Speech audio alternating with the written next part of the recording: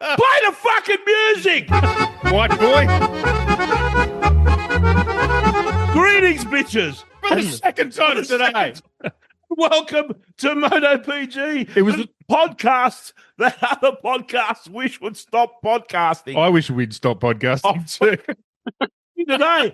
Fuck you, Ron. Right. How many times have we said? Yeah. How many times I always ask, are we recording? Yeah. And do you know why? Yeah. Because I'm just checking that because he always looks at me and says, yes. And today was the day. And welcome to Brno in Czechia, one of the greatest and most cursed racetracks in the world. 5.4 kilometres of marshal slapping shenanigans. Yes. But that aside, Brno is where in 1356 King Ottokar II burned alive several hundred Scientologists because they tried to audit his horse. Audit his horse? Yeah, no, they audit. They get the horse to hang on to those fucking knobs. No? I'm out. Moving on. Well, the track has seen guys like Howard, Agostini, Cecotto, Rainey, Rossi, and Lorenzo conquer all. And this is the track where little Danny Pedrosa ripped out Marc Marquez's dirty little black heart and threw it over the fence when he stopped Marc's winning streak in 2014. Well, and they shared a track again last night. Yes. We'll get to that soon. But Marc without the heart. Yes. Good piece of rubbish. Anyway, and this is the track where everyone's spirit animal Struth the Magnificent awoke on Saturday, caked in his own filth and wearing a Springbok jersey. With no pants. No pants. And his new business, Off Chops Experiences, is starting up. Going to go gangbusters. Yep. I want to know if he found the guy who owned the Springboks jersey and if he had his pants. Welcome, Tug. I'm in the throne. I'm in Freido's throne this week because Freido's not with us in person. He's with us on the television. Hello, I'm here. Hello, Vorsty. Nice to bring a good-looking man into the crew for starters. Oh, stop it, you flirting whore. We, of course, welcome back Pete Vorst from Compass Expeditions. Boys, glad to be here again. Yes, it's lovely to have you here. Now, listen, I want to make one thing perfectly clear. Uh-oh.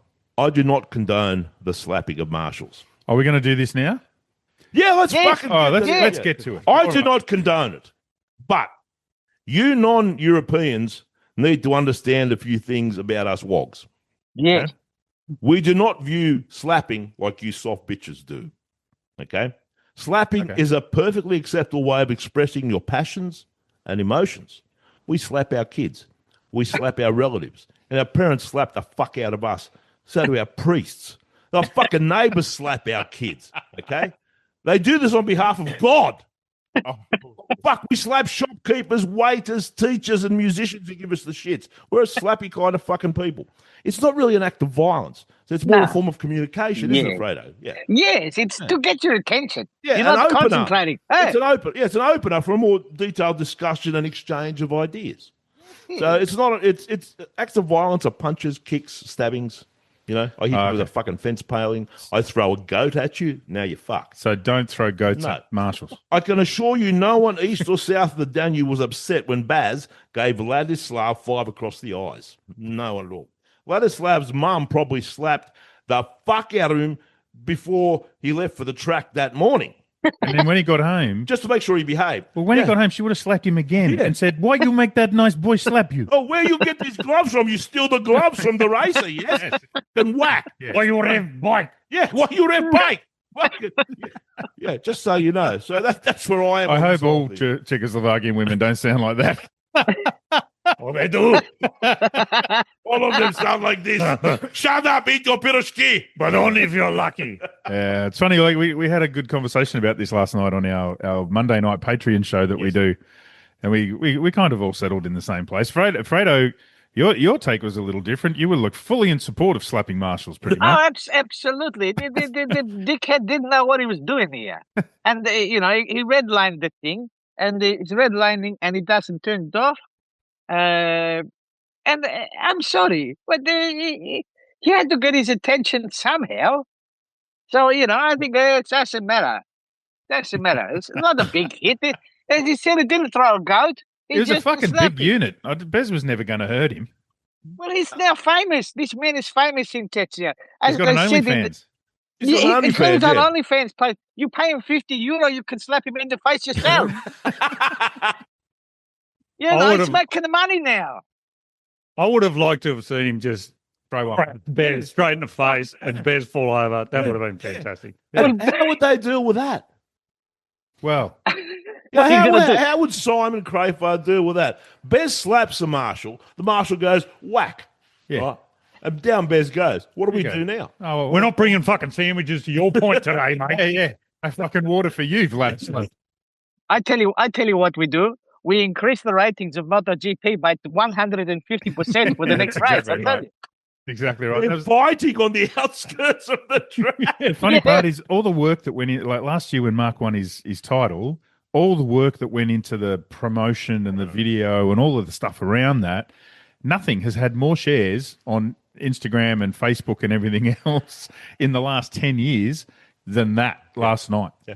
Like it was, and then there was the one we shared on our Facebook page, the AI one of you doing fucking roundhouse kicks and fucking took out the whole Marshall point. Fucking great. I put that up my X feed. It's got like 1,000 shares. Like it's just got a little bit viral. You're not big viral, but a little bit viral. It was like the Patrick Swayze in Roadhouse. Yeah, but what gobsmacked me was the fucking dickheads are going, that's AI. Really? Yeah, no You shit. worked out that that's AI. Yeah. Oh, that's bullshit. That's just like, yeah, we know. That's funny, though. That's funny. Yeah. It's fucking anyway. You know, It's all AI's good. Lorenzo's probably going to come back now and just slap someone just to get the notoriety, like jumping in pools and stuff. He'd be like that thinking kind of, how do I do it? Yeah. Look, obviously we don't condone it. It can't be something that we encourage all the time. All the time. We might still, Just some of the time. I still get half a chubby remembering Wayne Maxwell punching what's his name? Hector Falbel. Falbel in the fucking head. Yeah. Wayne's the only guy to get a punch through the fucking visor. And that is not easy. It was one of the most glorious moments. It's really hard. Don't ask me how I know. I know. It's one of those things, and because afterwards, you as a racer, you're forced to say, "Oh, I'm really ashamed. I shouldn't have done that." But I'm sure Wayne looks back on that now with great fondness. Yeah. Fucking glad I smacked that cunt. Does he have small hands? No, Wayne's Wayne. fucking talented. Yeah. He's a war ranger. You don't fuck with war. By wearing an open face. Yeah. No. Wayne's just sized him up in about a third of a second and found the weak point. Fucking bang. Straight through. Yeah. On your champ. We love All your right. work. So we now turn to Rod to give us Patreon love music. Pussy, come on in, pussy lover. We got white pussy, black pussy, Spanish pussy, yellow pussy. We got hot pussy, cold pussy. We got. Please support us via Patreon. Support us like your motorcycle's electronic rider aids support your poor decisions and keep you out of surgery. Yeah, for the most part. And this It's week, been a fucking big week in Patreon. it has. There's been a lot going on. Do you want to? Let's do the prize thing first. Yeah, we're going to give them a prize. Are we going to give a prize away this week? we're gonna give Oh, hang away- on. I've got to get my special random number generator out. But we're going to give them Fabio Di Giannantonio signed showy visor. And the winner is Pete Vorst.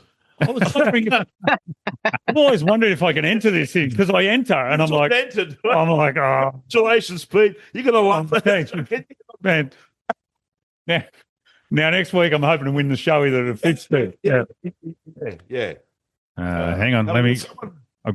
No, you keep going. I'll get my thing working. We've also got, if you're in Patreon only, we've still got the Demon X riding hoodie from Dionysi, a Dionysi waterproof riding shoes, the Caricom Ergotech Adventure short gloves. I keep reading that as adventure shorts, and they're not. They're short gloves. But I think they should do some adventure shorts. It'd be good, wouldn't it? Yeah, yeah. With a free floating arm or Yeah, something. that's it. It'd be nice. And Dionysi Airframe 3 Summer Mesh riding jacket, that's still to go. And the two big prizes, the one coming up in the summer break will be the Shoei XSPR Pro replica helmet of their choice. So that is a fucking $1,900 helmet. It is. What are we giving away this time? We're giving away the Fabio Di Giannantonio signed the visor. Yeah, Cool. yeah. All right. I'll hit go on the number generator. the number generator, brother. randomizer, and it's spat out Dave Anderson. Do we know him? No idea. Right. Is he in Australia? I've no idea. Okay. I've got an email, but I won't read that out. Dave Anderson, you're the dude. He's been a member since June 23. 3 years. Fantastic. There you go. Well done, There Dave. you go. Hope you're listening, mate. If we'll be in touch anyway, maybe Absolutely right. So somehow I'll figure it out. please sign up for Patreon. Please join that. And all these prizes can be bought rather than won from the big red house of AMX. Yes, that's where you need to go. They're having their end of financial year sale. Everyone's having their end of financial year sales, but guaranteed AMX's end of financial year sale Seriously good. is fucking epic. It's bigger and more beautiful than the big orange fuckers ballroom. Yeah. Helmets. Well, fucking, I've got a list here. They're selling a Dry Rider Nordic jacket for $199. Save $200. $199. Yeah, save $200. Jeez. They got a Marquez 8 Shoei XSPR Pro helmet for $14.99. Another saving of $200. Tell you what I'm going to do. I'm going to go AMX Superstore. I'll pull it up on the internet, and I'll have With the a $250 EFE blowout. It's an EFE blowout. EFE blowout. That's the one. So you can also win a $250 gift card if you're one of the lucky bastards who win stuff all the time. Yep. $250. Go to the website, check it out. Go to one of their 17,000 shops. They're everywhere. And they got some online only. Yeah. specials as That's well. the ones I just read out. Yeah, Just yeah. Fucking cool stuff. Wow, All right. there's some really good specials on here. All right. We now come to We Told You So. Hang on. Oh, Before we do, the fucking Rampage went nuts. So every year we do our ramp. For those who are new, we have an event that we run every year called the Rampage, which started 5 years ago, maybe 4 years ago, 5 years ago. With you Harrietsville. desecrating a grave. Well, that's right. That was yeah. And then after that, we couldn't go that way anymore, so we started going south instead. So we go to Harrietsville every year, and we spend a weekend in Harrietsville. This year, we're doing it in the same weekend as the Indonesian Grand Prix. So, and we're running a tour. So 4 days. Well, fuck, I can't remember. Anyway, we leave Sydney and we ride through the snowy mountains and down through the ocean and fucking do the boning. Through the ocean, Oh yeah, fucking, we ride everywhere. It would take a bunch of crazies. So, but we announced it on Patreon, said you guys get first crack at spots because you're the Patreon crew. You get the first crack, and they fucking filled it up. So it's sold out before we even made it open to the public. It's sold out. But that's just the tour component. Yep. So you can still come for the weekend. So if you want to come to Harrietsville for the weekend, 10th and 11th October. That's the weekend. 10th and 11th October. Jump onto our Facebook page. You'll find a link there to where you can buy a ticket for the weekend. It's $99. Arrive on Saturday, come to the Harrietsville Hotel, watch the races with us all weekend, have dinner. Sunday morning, we'll go for a ride up the mountain. Then we'll come back, we'll watch all the races, and then we do our live show. We'll have a special guest. We'll do all sorts of stuff. You can watch Freido ride a Harley. Yeah. No, you won't. Yes, we will. So $99. Get your tickets. There's plenty of accommodation in Harrietsville. You'll be able to find accommodation. The food at the pub's fucking fantastic. Yeah. So, food is next level. So jump on our Facebook page and make sure you come along to that. And then if you're there, you will get first dibs on tickets for the 2027 Rampage. Which is a spectacular thing. Which is going to be next level bullshit. But we're going to make that open to only the people who were there, and I'm tipping they'll fucking fill it up. So if you're not there, because we'll open ticket sales on that at day. the event. Oh, okay. And I'm tipping they'll fill it. So if you're not there, you'll fucking miss out. So make sure you come along to that. And that's too good an offer. 2027 will be fucking off the chain. Yeah. I think we're going overseas. You inspired us with Compass Expeditions. You've absolutely inspired a lot of us. After that glorious trip I went on in Thailand with Compass Expeditions, which was honestly one of the greatest rides I've ever had in my life. This whole dragging fuckers around on motorcycles is not bad. Mm. It's quite a lot of fun, actually. It can be. Yeah. Can be traumatic too. Sure. I'm not going there. It's beautiful. That's all you need to fucking say. Yeah. Listen, we are, and I'll keep harping on about this, but in all seriousness, we are privileged to be able to travel as we do. Yeah. So many people can't travel or won't or whatever, but, we as motorcyclists, Jesus, Carpe, seize the moment. There's Get no on your better bike way. and just ride somewhere, anywhere, go overnight, stare at a campfire, go into a small town somewhere. Just travel. You know, I met my wife on a motorcycle trip. I know. I was It was there. fucking glorious.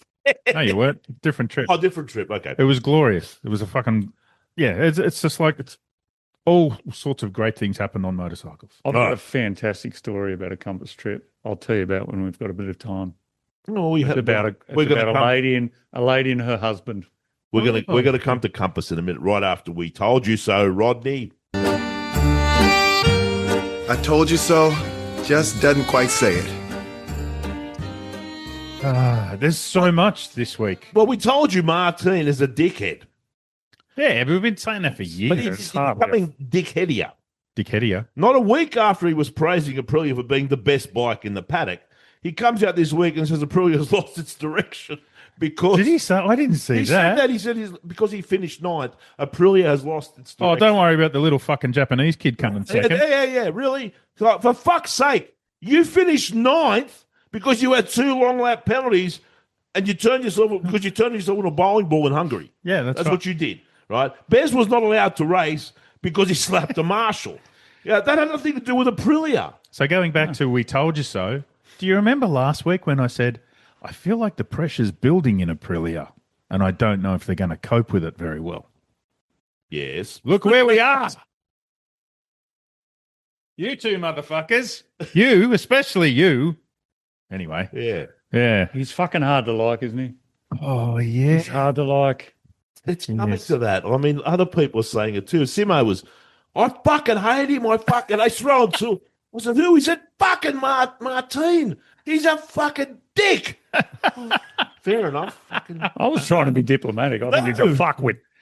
Speaking of Aprilia, we also said that because we knew Davide Brivio was leaving and Francesco Guidotti was taking over. So there's another We Told You So. But we also said he was going to take over now.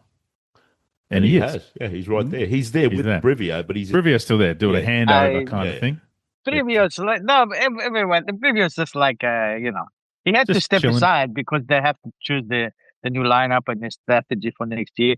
But Yeah. I think they told him he can go, but he just doesn't want to.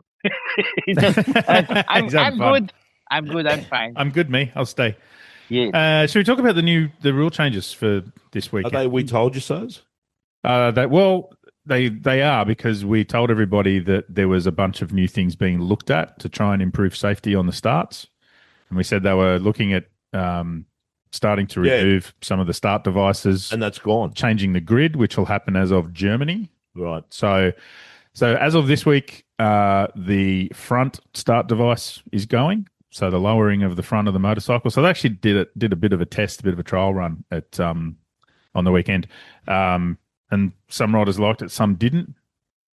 Pedro actually reckons it could make things worse because the electronics and everything on the launch control is all designed around having the front end down. Yeah.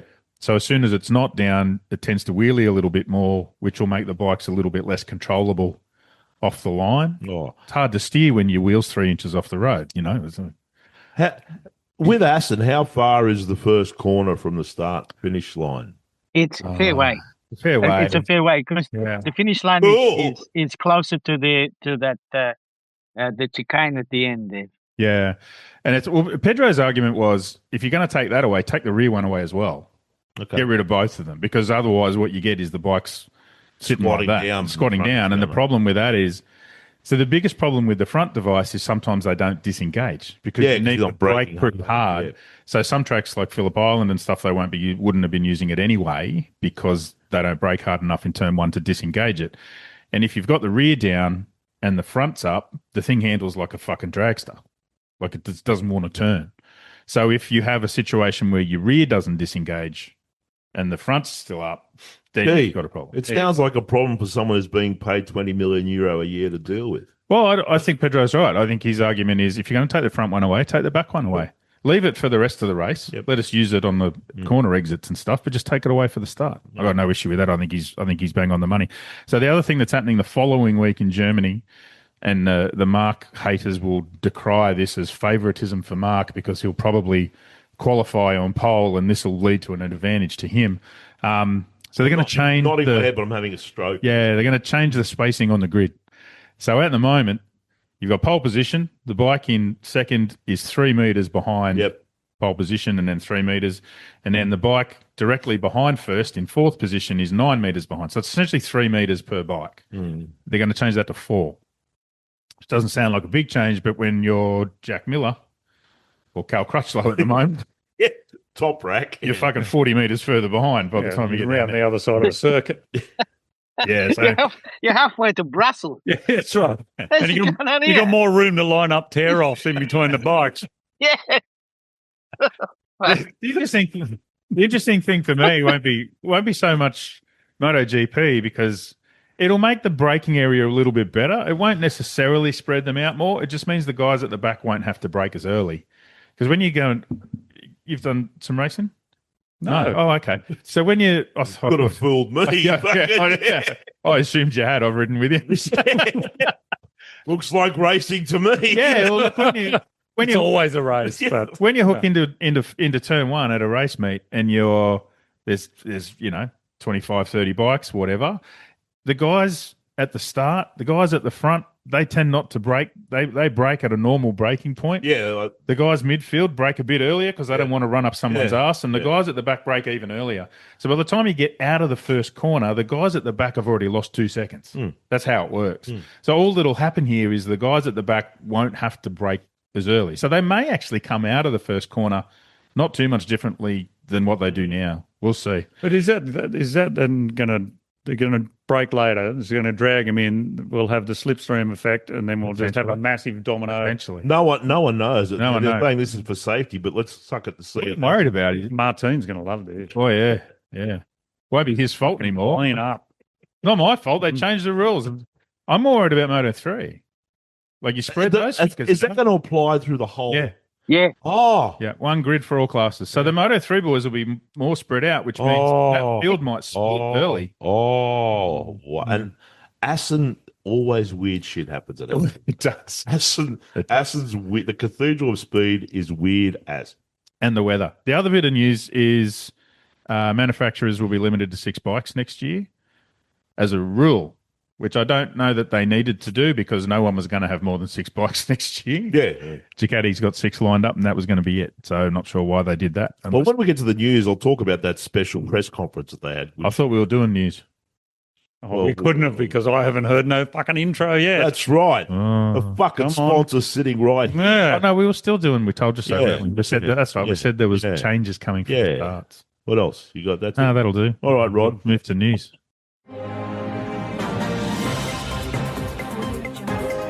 Brought to you by the greatest touring company in the world, Compass Expeditions, and its living avatar, Pete Vorst. An avatar. We need to paint him blue. It's just glorious. Throw a tail. Yeah. If you were Zoe Saldana, I'd jump you. Like I'd let you without bourbon. Oh, I'll bring the bourbon. Okay, well, we're fine then. I'll just leave you two alone. Yeah. All right. So we're still doing the Thai. Like I'm leading a Thai GP. We don't know whether it's the first race next year. Have you refunded everybody their money for that? Not yet. Not yet. No, we're going to pay them to go. Yeah, but no one's contacted you and said, no one told me that cunt was coming. I want my money back. No. We've had a lot of inquiries from people saying, is it real? It's really. Yeah. Do we still have to fucking go? No, we've had a lot of interest in it. He's got a following. He knows it, and I think it's going to be something special. You should do a Lambretta tour around Tuscany and get Freido to be the tour guide. What, we drive from one winery to another winery, and that's one winery. Right. Yeah, we go to one winery. Do it in sidecars so you can't fall over when you're pissed. Lambretta sidecar. Yes. Yeah. Or Urals. No, Lambretta sidecar. It always sounds like something if you've got a urine infection. You will have one after you spend some They're time. not a sponsor, are they? No. Oh, good. No, fuck them. All right. So you got no money. You were going to tell us a fabulous story about a lovely lady. What do you want to do? I don't know if it's fabulous, but so apparently there was a husband and wife on this tour, and they had a falling out, and it wasn't going well, and they're sitting in a yurt in the middle of Kyrgyzstan. Yeah, that's where you want to have a blue. And everyone's there from the tour, and they start fighting, and she says, "Fuck you, I'm leaving you," and he's like, "You can't, I love you," and she says, "Fuck it, I am. I've been sleeping with that guy," and she'd been ducking out during the tour and porking one of the guys on the tour. In Kyrgyzstan, of all places. And she let everyone know in this yurt in front of everybody. Was it one of those fights where they're in the yurt and they think it's got walls like a normal house and no one can hear outside? No, it was the group yurt. It's a group yurt. Everyone with the whole tour group was in there. Fuck, were they naked? So anyway, her and her new boyfriend fuck off. Old mate stays on the tour for a few days, fucking moping about, and then fucks off himself. Anyway, come on a compass trip. Yeah. It's a fucking great day out if you're looking for a divorce. Yeah. Just keep an eye on your missus. Yeah, that's right. It wasn't me, by the way. Anyway, on that note, we've got Kyrgyzstan tours just about to leave. So you missed out if with you're looking for a divorce. With communal yurt. Yeah. That's a cracker. Yeah, Kyrgyzstan. It's amazing. I've been looking at some YouTube Russian guys riding around. Kyrgyzstan is just fuck. It's beautiful. It's just incredible. The scenery, the whole. It's just like another planet. And it's a real strange mix. You know, you've got these amazing mountains because something like 70% of it's mountains. Yeah.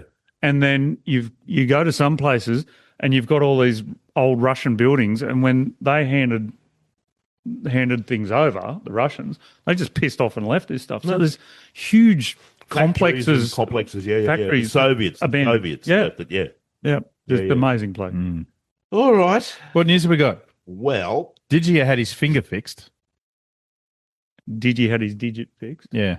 The digit got fixed. Good, that's good. Well, it's the one he hurt when Alex Marquez munted himself into the back of Pedro's bike. Well, and then Digi went down as well. He hurt his finger, and it's been awaiting the surgery to fix it. So he's had that done. Yeah. The busted gums was back as well. Kind of. The quality brother time, for a bit. The quality brother time he spent with his brother in that, the double-barreled hyperbaric chamber. Allegedly healed him, and he came back. Then he went home before the racing started. Enough. Yeah. No, he's not up to it. No, fair enough.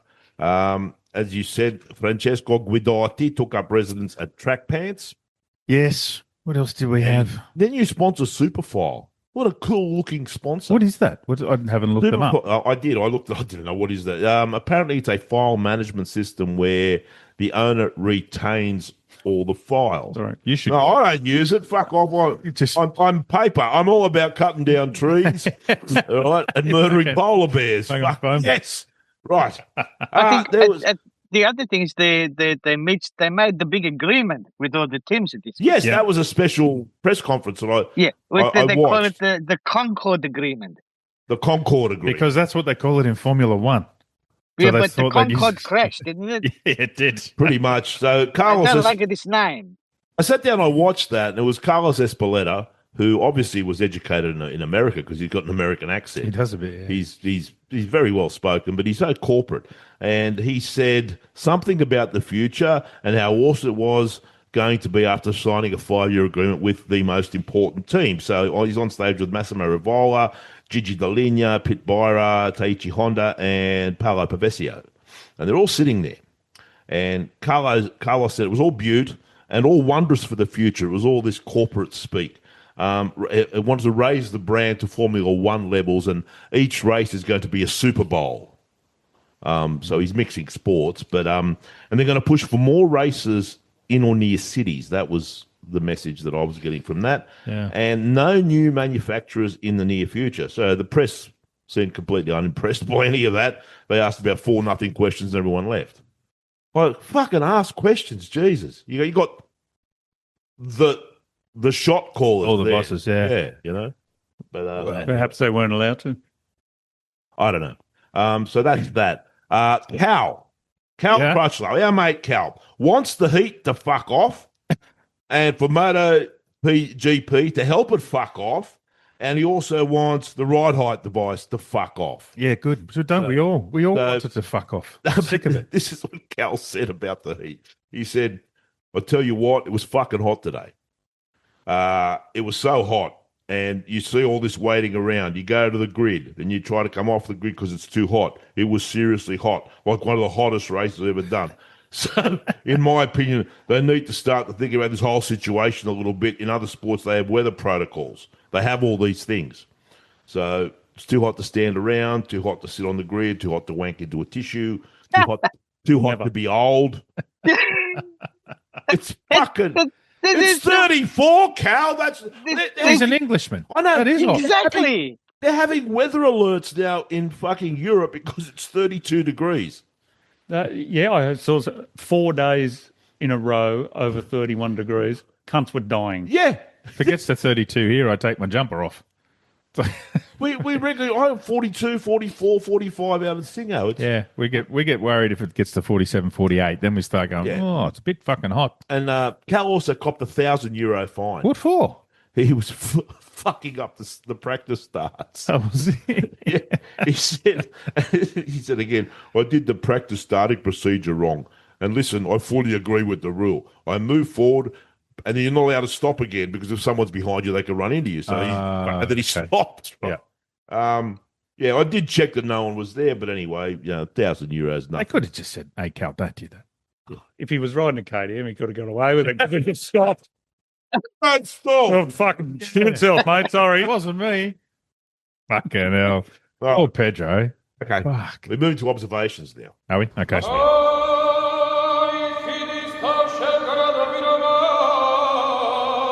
I hate this fucking town. You would have heard that. That's the calling of the yaks. The yaks. Calling of the yak. Calling of the yak. Yeah, that's Georgian.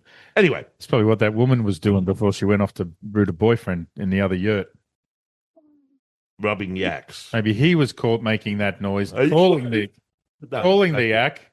Listen, I'll fucking call a yak. Fucking Paul Swinney. Oh. Fuck. You know what he's fucking doing? What? He's there at my house this afternoon taking a GS, the bastard. He's taking my option 719. Well, not my option 719, but I've been with it for a while and I kind of grown to love it dearly. It's all the more reason why it should go to somebody else now. Yeah, except he waits till I'm not there, and then he turns up and he says to my wife, "Oh, I come to pick up the bike." She doesn't know. Yeah. Sure, take it. Right? Take whatever you want. Whatever you want. Fucking Paul. Fuck you, right? Well, we got in trouble this week. Someone has accused us of censoring our show. What? Someone sent us a message and said, "Are you censoring the show?" And I wrote back and gone, "What are you talking? We've never censored anything. What are you talking about?" And he said, "Oh, the music for Paul Swinney wasn't there." I was like, "Oh, we didn't even notice." But Rod, what happened to Paul Swinney's music? There is no Paul Swinney music. Yeah, it was the if you get me to move, if you get Paul Swinney to move your bike, I'll sleep with you voice. There you go. That one. There you go. Well done. Should get like Better Call Saul music or something. Better Call Paul. Yeah. Well, Rob, get with the program. If any of you can work out the music sheet that Boris sends me at the start of the year, I'll happily take the interpretation. Look, I'll work on it and come back to you. No, you won't. Any more observations? Yeah. He can get fucked. Yeah, I know. Fucking seriously. Were you going to do all that shit? No. So he can't get a bit. I send him stuff. So he can't get fucked because we need him at the moment. We do need him. Yeah. All right. The minute he's not here, every day we need him. The minute he's not here, I'm doing it all. Yeah, and you don't want to fucking be around me when I've got to do all of that shit. I've seen you. You get all emotional and angry, and you're not friendly at all. Cunts to get out of my way. I know. Them too. When I play with electronic shit, I just fucking lose my rag. And then you know what? The missus does some really fucked up thing. She goes, "Just calm down." Oh, fuck! No. All of a sudden, I'm bears at a marshal. Yeah. Don't fucking tell me. The weird thing is Tugs is the nicest bloke in the world until he's not. And I've learned to read him over all these years. You know, when he's doing technical stuff, like he's Butte and stuff, we got to Harrietville and the fucking shit won't work. And he's gone from fucking, oh, hey, hail fellow, well met, to you fucking gonna set fire to this fucking pub and kill all these, and I'll kill everyone. Lock the doors, Bo. Lock the doors, Bo. No one's getting out. Lock the doors and find the matches. Petrol. And everyone looks at me like I'm the bad guy. No, he's far more. But the worst part was because we had the crowd there waiting for the show to start, and that fucking Darrow musician had left us a PA that didn't fucking work, and then cunts are yelling out advice from the audience. Yeah. Like, no, you don't. You sit there and shut your fucking trap while I make shit. Anyway, now that Paul has looted my house with a BMW, right? Oh, that's right, Paul. You need to call Paul from Prestige Motorbike Transport. It is the finest. You need your bike moved anywhere, call Paul. It's 0499 222 500. That's the longest, most irrelevant ad we've ever done for anyone. Yes. And we've done some pretty long, irrelevant ads. Yeah, but that's good. All right, observations. Can we? Oh, no, you've done the music. Fucking, just fucking relax. Right. He was relaxed. Rossi was at Brno. Yeah. Right. What do you mean, somewhat? That was a track where it all began. He owns the fucking team. Of course he's at the track. That's where he got his first MotoGP win. 30 years ago. Don't fucking make those. Don't fucking fuck off. Yeah, so I like Marquez, but I love Rossi as well. So. I love Rossi too. I'd name him enough. I had a dog called Rossi. Yeah. No, Valentino. Yeah, Valentino. You fucking don't love him enough. Have you named a dog Valentino? No, you fucking haven't. I haven't. No. I call my wife Valentino. Well, oh, no.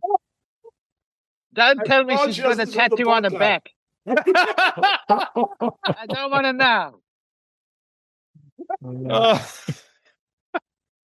Handlebars on the shoulder.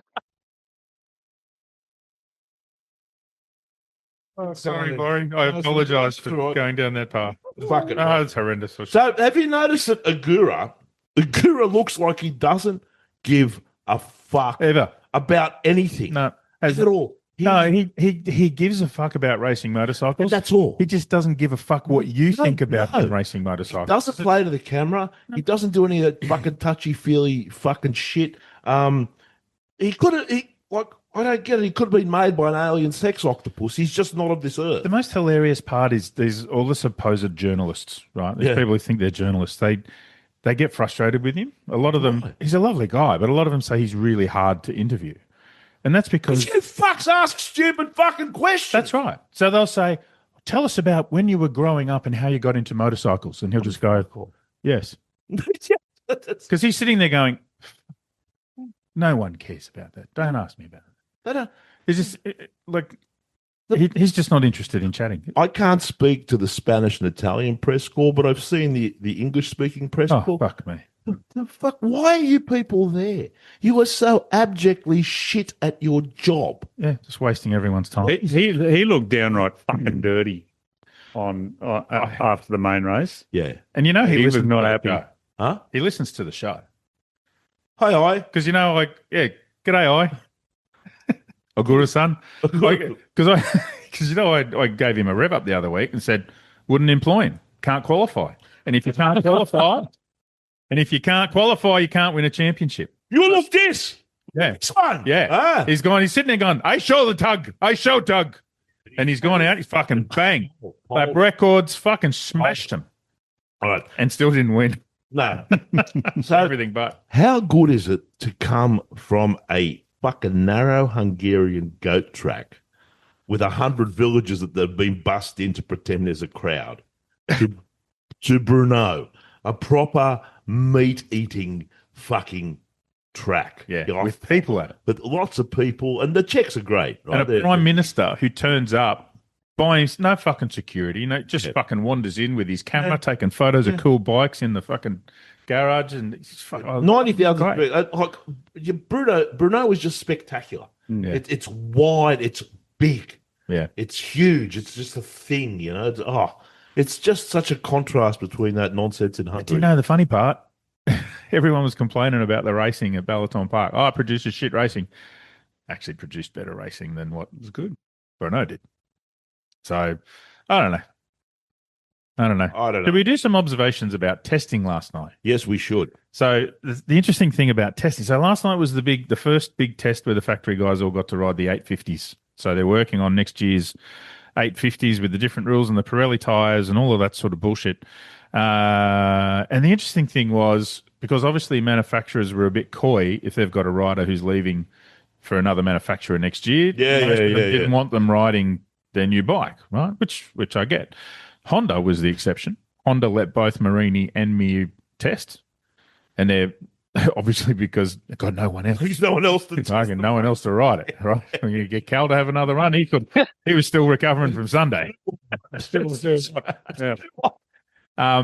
KTM got Pedro to ride, even though Pedro's going to Ducati. They still got Pedro to ride it, which I thought because he's fast. He's the fucking second best rider in the world right now. Yeah. Like, fucking use him while you've got him. Yeah. Like, why would you not? Who the fuck else are you going to put on it?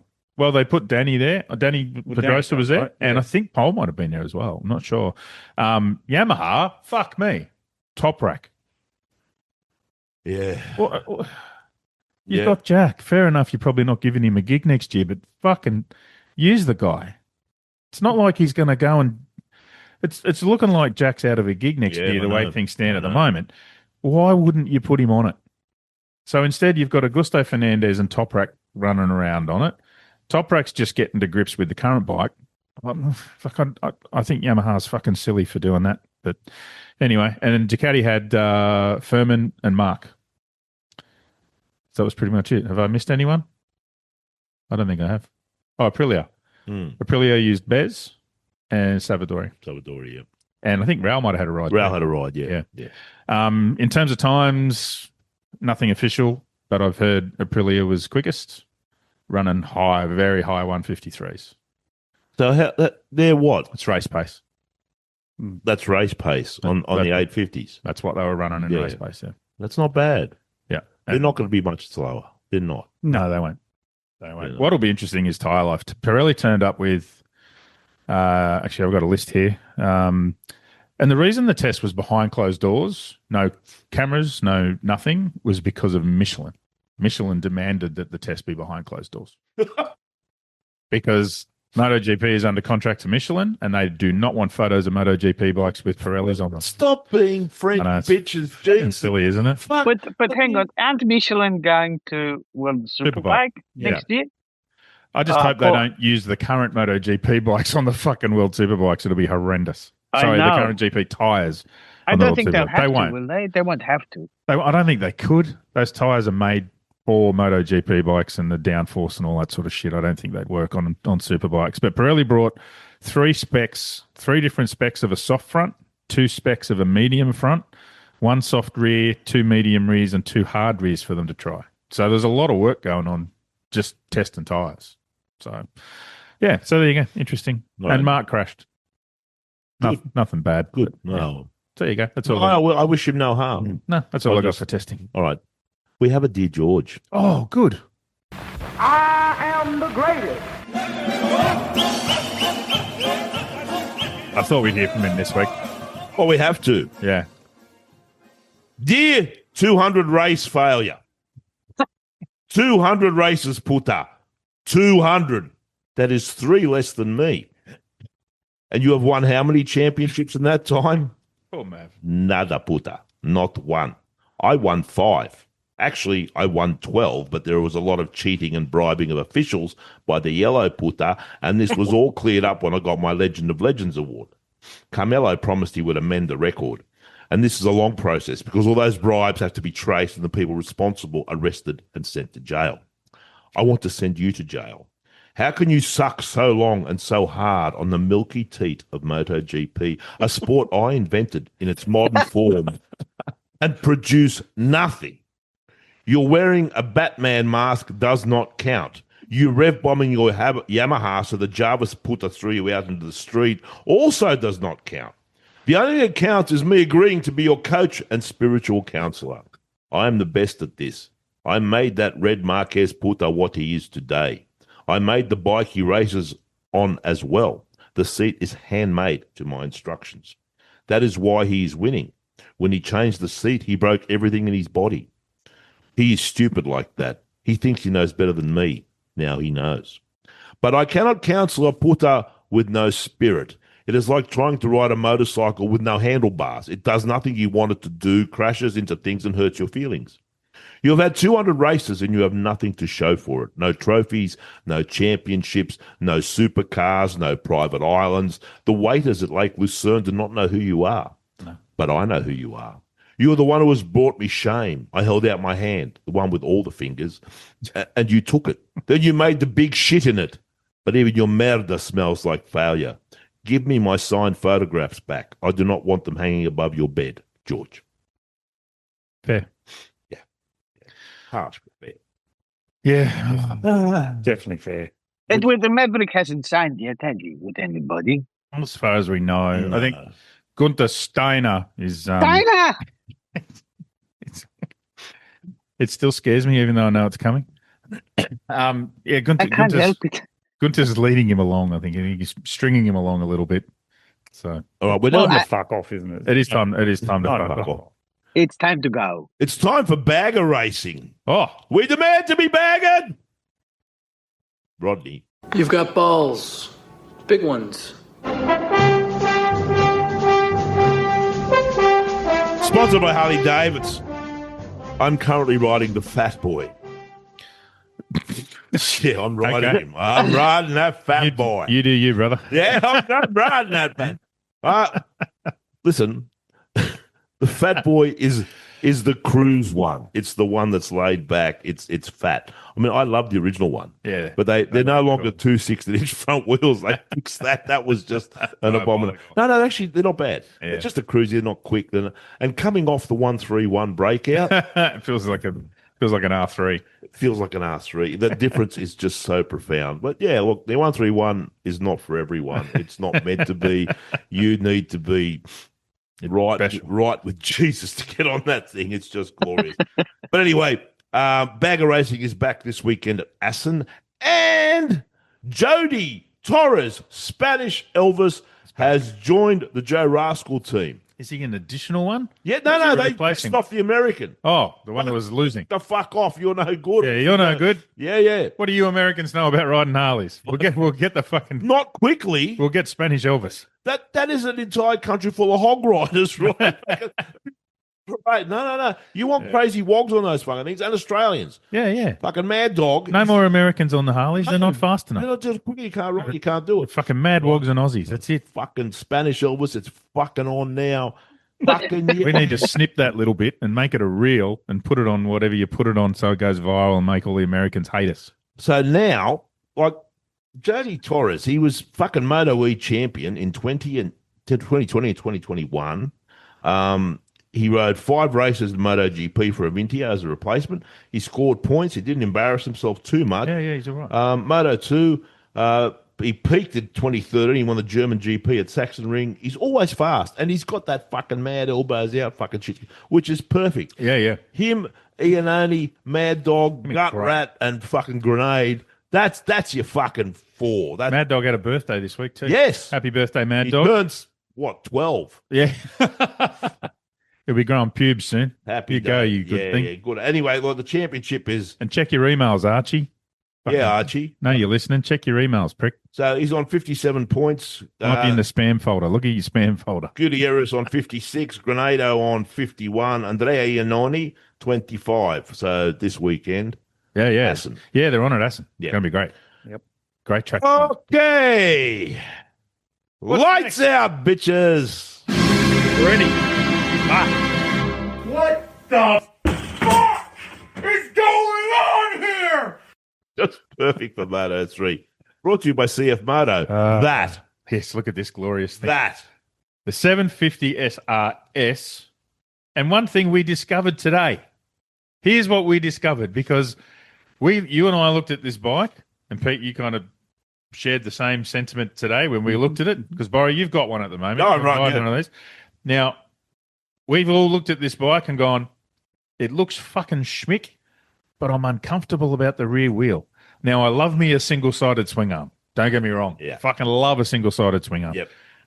But the wheel on that one, not so sure about. But what we've discovered is the plate bits that make it look a bit funny come off. Yes. You can take them off. Okay. And it's just a normal spoked wheel underneath. well, that's got to go then. It's a normal spoked Yeah. wheel, the same as the front one. Because there's two things that make people crazy about it. It's the rear wheel. It's the rear wheel, And the wings. I don't know why they're mad about the wings. You actually can't see them when you're sitting on it. Because your hands cover that. Yeah. You can't, so they're not bothering you visually. It won't be long. Everything like fucking wings. It's not wings. Fucking just deal with it. Fucking wings. I'm a wanker. I like the wings. But that looks like you're about to julienne a fucking potato. Yeah, that's it. Yeah, he's slicing up some fries. Yeah, I've tried to come to it. I've stared at it. I know. I've done the same. I keep looking at it and going, oh, would it grow on me? No, I don't know. But why is it there? Why is it there in the first place? It's a style thing. Do you think it's meant to pump some air towards the rear brake? I don't know. Sorry. Maybe. Yeah, it could be. I don't know. Anyway, moving away from the wheel, which we've now decided is no longer an issue. For those of you who thought it was an issue, fucking stop worrying. Good. A couple of Allen keys. It's like those plates come off and fucking glory. It's a normal wheel. Tell us about it. You've been riding it this week. I did. I took it out the Putty Road on a Sunday afternoon. Cold. It's running Maxi's tyres, and I'm not sure about Maxi's tyres. The tyres are all in your head anyway. Is it they've been around in the motocross world for a while? Yeah, here in Australia. Yeah. They're pretty widely used. Okay. So, but street rubber. I don't know. They've been doing it for a while. Yeah, I don't know. I'm just not familiar with it. Yeah, I'm not familiar with it. So because you're not familiar with it, you're going, it's going to do anything weird. I don't do anything weird.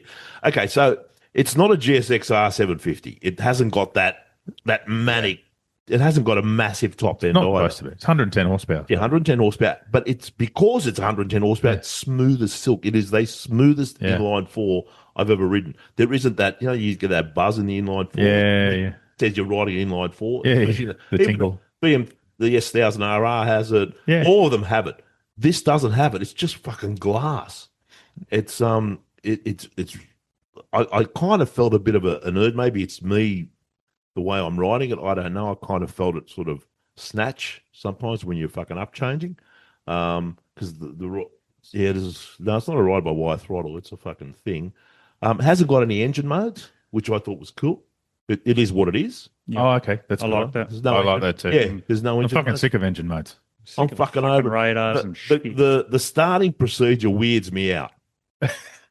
Okay. Oh, because the key is just like a black square of black plastic. Yeah, it's like half a credit card. Yeah. And you anoint the bike with it on the left hand side of the ferry. You come there like a priest. You go. It's like giving communion. Can you just like leave it in your pocket and rub your balls on the bike? You can. Where's your pocket? Where's your pocket?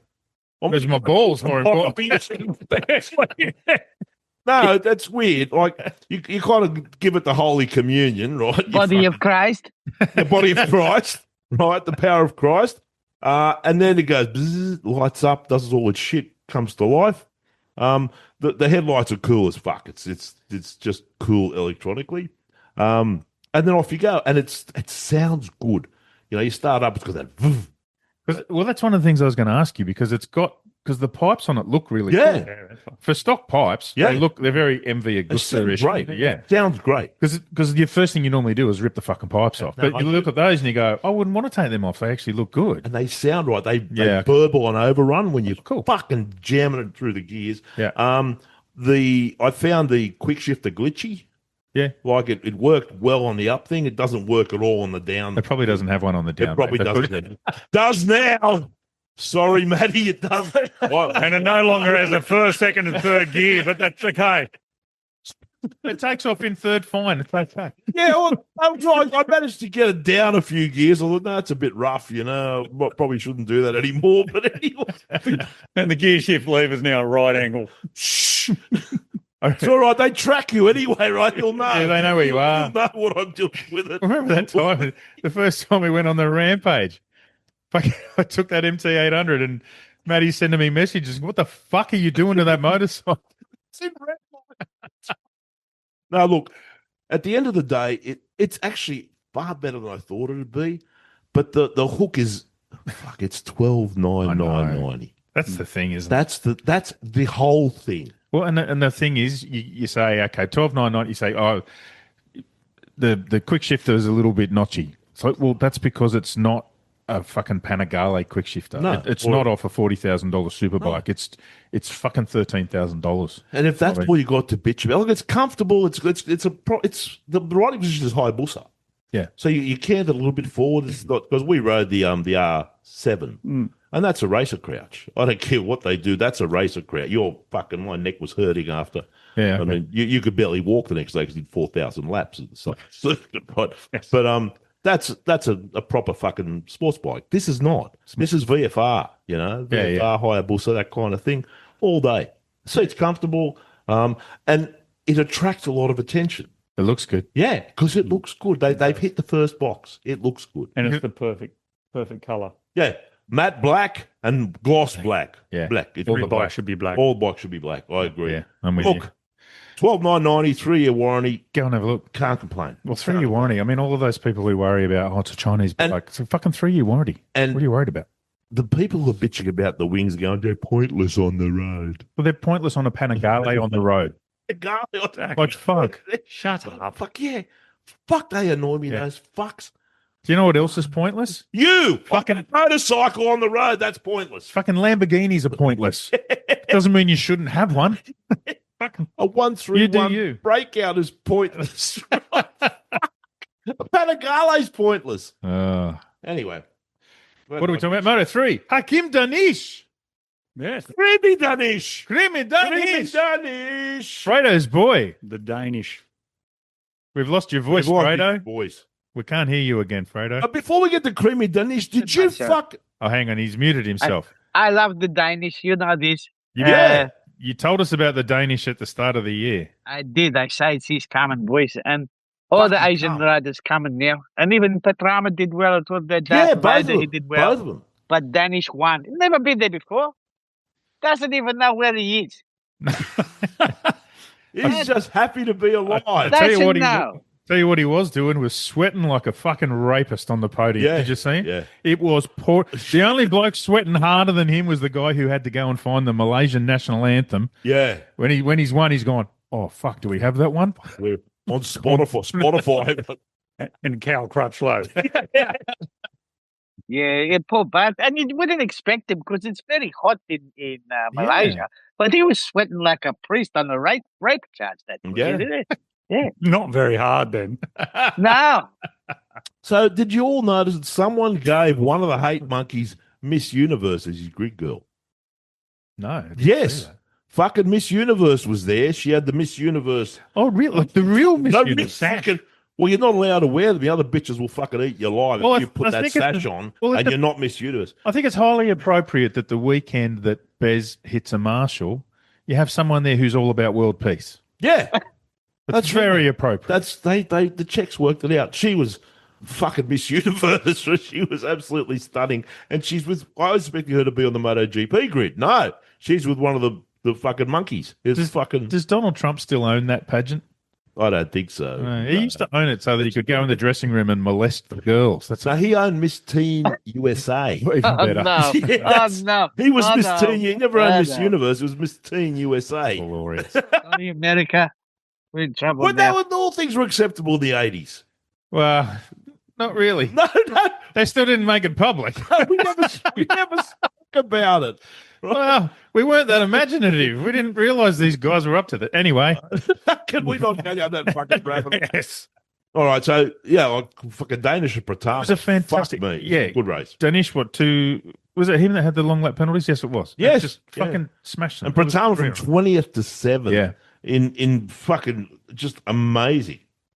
O'Gorman was there for a bit. Yeah. Then he got all too fast and spooky and he crashed. Another solid weekend for Eddie O'Shea and Joel, the MLAF team. They're becoming solid, I think, is the word that I'd use to describe them at the moment, which is a big improvement on what the words we were using last year. Well, Killers should have won that, but he fucked himself up. He did fuck himself up. Right? He fucking nudged the boy hole of fucking Brian onto the grass. Brian's boy hole was touched by the Killer. And that allowed Creamy to get through. Creamy? You allowed to call a boy that colour creamy? Yeah, cafe au lait. That's creamy. Creamy tea. Oh, anyway, okay. So, that was good. That was good. So Danish is now the greatest Malaysian on earth. He's been given a whole island with virgins and Komodo dragons to rule over. Happy days. Which is only fair. And I assume that he's Muslim or something because he wasn't partaking. No. Didn't even want to be photographed with. No, he stepped away, didn't he? Well, when they do the photo, the three of them get together. The other two boys both held their bottle over near him because he didn't have one, and he's gone. Oh, no, it's fucking So hooray. they moved it over the other side. Fuck. Yeah. Get the fuck. Well, what was really also funny, I'm watching the World Cup at the moment with the soccer, and the Saudis said, because at the start of each match, they drag out the country's flags, and they cover half the football field with each opposing country. The Saudis said, don't put our flag on the ground. Yeah. And they've gone, How the fair fuck enough. do we do this without Lifted up. They lifted the fucking thing up. They got more people, they lifted it up. And fair enough. It's our fucking national We flag. should never let a flag touch the ground. No. It's fucking rule number not one. an item of clothing. It's not a cape. You don't. Cape. It's not thongs. You don't print it on underpants. thongs. No. Hey, No, but we do that. I know we're fucking horrendous It's people. fucking unbelievable. Championship, brother. Killer. I wouldn't have a clue. You didn't send me the notes. Killer 186. Yeah. Carpe 121. 186 was 60 points. Yeah, Brian. It's good. Brian 92. Brian. Well, fucking. I know. It's Brian's name. How the fuck did he Brian. become Brian? Urinary tracts. Right? Fucking that's what it is. Right? Brian on 92. Almanza on 89. Morelli 86. Pratama on 82. And Creamy on 73. No more creamy. Can't call him creamy. Fucking Someone will take that the wrong way. We call it because we call him Danish. Yes, Creamy It's a creamy Danish, Creamy but Danish. someone will take that the wrong way. All the racist fucking child stealers in Australia back in the day used to take all the Aboriginal kids and all the half Aboriginal, half white ones. They called them creamies. Did they? Yeah, No idea about that. yeah. It's a very derogatory term here in Australia. They were heart casts. Well, that's what you would describe it as. But yeah, I've they never used heard the creamy thing. the We colloquial just call him cappuccino in Italy. so. cappuccino. Well, Don't the call it Americans creamy. call them quadroons and octoroons. Really? Yeah. Quadroons, octoroons. Oh, quarter and Yeah, eighth. yeah. Oh. Oh, mama. Okay. Anyway, Anyway. There we just go. people. Everyone's just people. Yes. We love you, creamy Danish. Right. So Moto 2 now. Brought to you by... Yes! Yes! Yes! What we've got here is failure to communicate. Brought to you by Peter Stevens, Ah, the importers of the MotoGuzzi, Aprilia. and the purveyors of these two monkeys, either side of me. Bez is here in the naughty corner. He's not allowed to play the pinball because he's on a timeout. Yeah, he is. No, Triumph is actually releasing some really interesting stuff at the moment. They've rejigged their their retro modern retro things. Really cool. They do the retro shit better than anyone. Absolutely, 100%. Yeah. 100%. And they're dead set good motorcycles. They're built. They're like fucking like a jeweler's built a bike, or the fucking. If you look at a Rocket 3, and I look at Rocket 3s all the time, I see them in my fucking sleep. They're just so well put together, quality fucking fittings, quality fucking everything. Go and check them out. They're fucking really, really special. Right. Moto 2. It was filthy Porno Salacha's fucking home race. And a good thing his girlfriend is a fucking supermodel, because every hottie in Czechia was waxed and juiced about the chumla in the hope of him putting a baby into her fucking second on the grid with Alonso on pole. He was fucking, they were cheering for him big style. I reckon his girlfriend would just hold him down and let him do it. Oh, but the pictures in Brno were spectacular. The Czech girls are just fucking stunning. Manu got a 9-place grid penalty. Yeah. Still came 5th. Yeah. Solid ride. Fuck you, right? Solid ride for Senna as well this week. Yeah. Lost a knee slider halfway through. Yeah, well, that was cool. That makes things What awkward. did happen? I've got no That's idea. fucking They're hit. so hard to get off normally. It's only going to get a Off fucking... with screwdrivers. Yeah. Yeah. I keep a flathead screwdriver in my toolbox Yeah, just for just that very... moving your fucking. I never have to change the fucking thing. So These leathers down the race. See, he kept his knee down. He kept going. Yeah. You kind of got to... Yeah. Anyway, Ralston was back, which was good. He beat Chubby Zarathustra. What? That's his name. Okay, Chubby. Chubby. That's his actual name, Chubby. Right? But they spell with an X because it's Spanish, right? And some Polish farmer on a tractor called Pavlich. What? He's from Poland, right? He's a fucking farmer. They have motorcycle races in Poland. It was a pretty good race, that one, mate. Yeah, it was Moto two. excellent. Yeah. Senna was a solid fourth. Solid fourth. And I love Filthy Salach's indiscretion before the podium in his interview. Drop the F-bomb. Oh, yeah. No fucks to give. No, because he's the other fucking biggest thing in Czechia. Yeah. He's the next Prime Minister of Czechia, isn't he? Doesn't care. Guaranteed Peter Paul, because that's the fucking Prime Minister's name, Peter Paul. Peter Pavel, right? Fucking off you go for a state fucking dinner, cunt, for coming third. Fucking champion. Fucking medals. Fucking. Wonder if his wife's ceremony. If he's married to a woman named Mary. Peter Paul and Mary. Oh, I see what you did there. It was and good. Respect. One of my best. Respect. You worked on that for a while, didn't you? No, not at all. Championship, Gonzalez 165.5, Guevara 115, Celestino 109, Agius 107, and Alonso 91. Still pretty close. And for all you people out there listening, you need to stop sending me messages on Facebook asking me why Manu Gonzalez doesn't have a MotoGP ride next year, because I don't fucking know either. I can't figure it out. Yeah. Yeah. Because fucking speak Spanish. That's it. No, I know that. I know we can't have any more Spaniards, but he should have got one before the other Spaniards. Well, look, it's simple. Get rid of Maverick Vinales, bring him in. Yeah, there's another even spot. they have to spend. Sack Batmav. Put on fucking Manu. It'd be Batmanu. a better fucking. It'd be a better Batmanu. go than Batman. Yeah, fucking know if you'd give it a crack. Go fucking. All right. Briefly, SC Project. Oh. What the fuck are you doing? That's it. I used to have a girlfriend that made that noise. And you rubbed its belly, right? When she was asleep, or was it? Yeah, when she was asleep. Filled it full of ramen.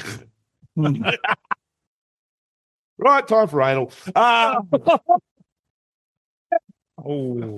Sex Cannon Project. That's its real name. We all know that. They're on Sex Cannons. These champions are on Sex Look Cannons. what it did to Bez on the weekend.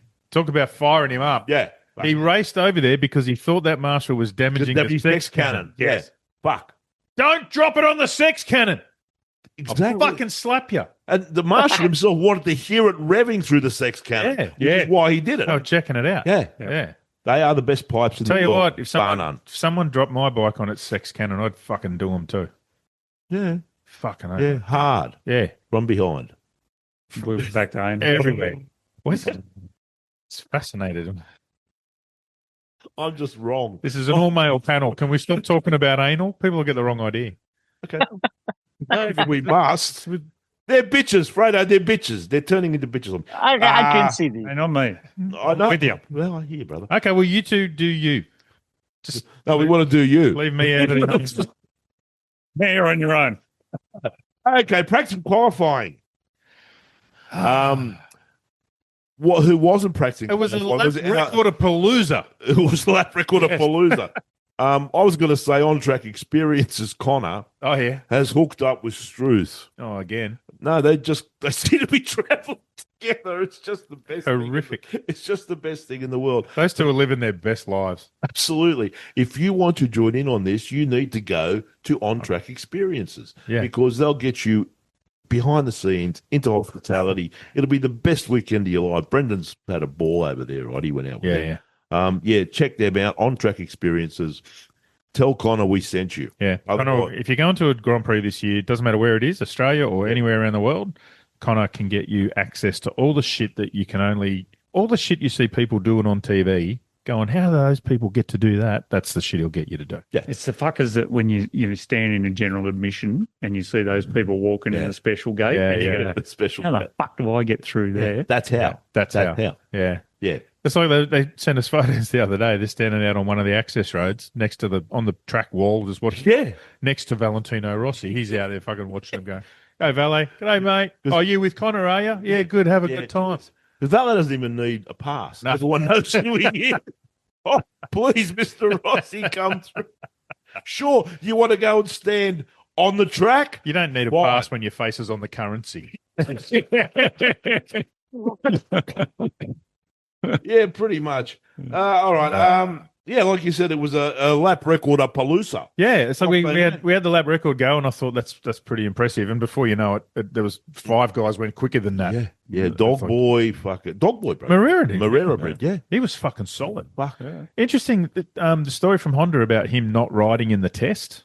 They basically said, because he's fit, he's healthy. You think why would you give Mir and Marini the opportunity to ride the new 850 and not Dog Boy? Because he's going to ride it next year. He's going to be your boy. And their attitude was basically, it's no rush. It's not a big deal at the moment. We don't want him.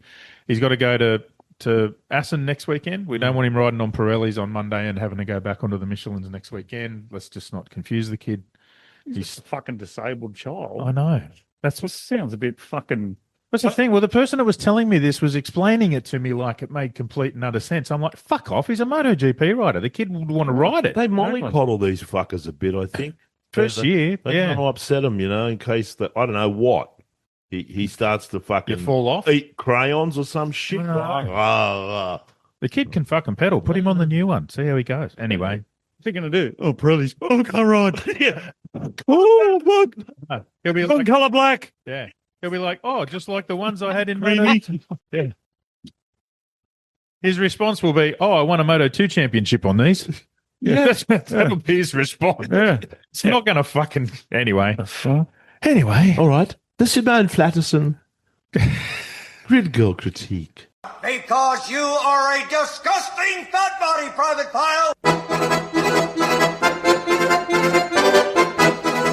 Bez, before he slapped the marshal, right, got a blonde with the hot girlfriend manicure, which Don Rossi personally selected for. I saw that. He said to him, this one is for you, see, if you win. But you slap at the marshal, you get Stugarts. He got Stugarts. Mav is not allowed to have any hot chicks. He's not allowed to have anything really apart from the lash. Fair, right? Frankie was gifted with the dusky goddess who made Beyonce at her peak look like a catfish. So she was really good. Top Rack had his traditional Turkish wrestlers. He doesn't do girls because they are haram. Dog Boy got a blonde supernova, which has obviously inspired him.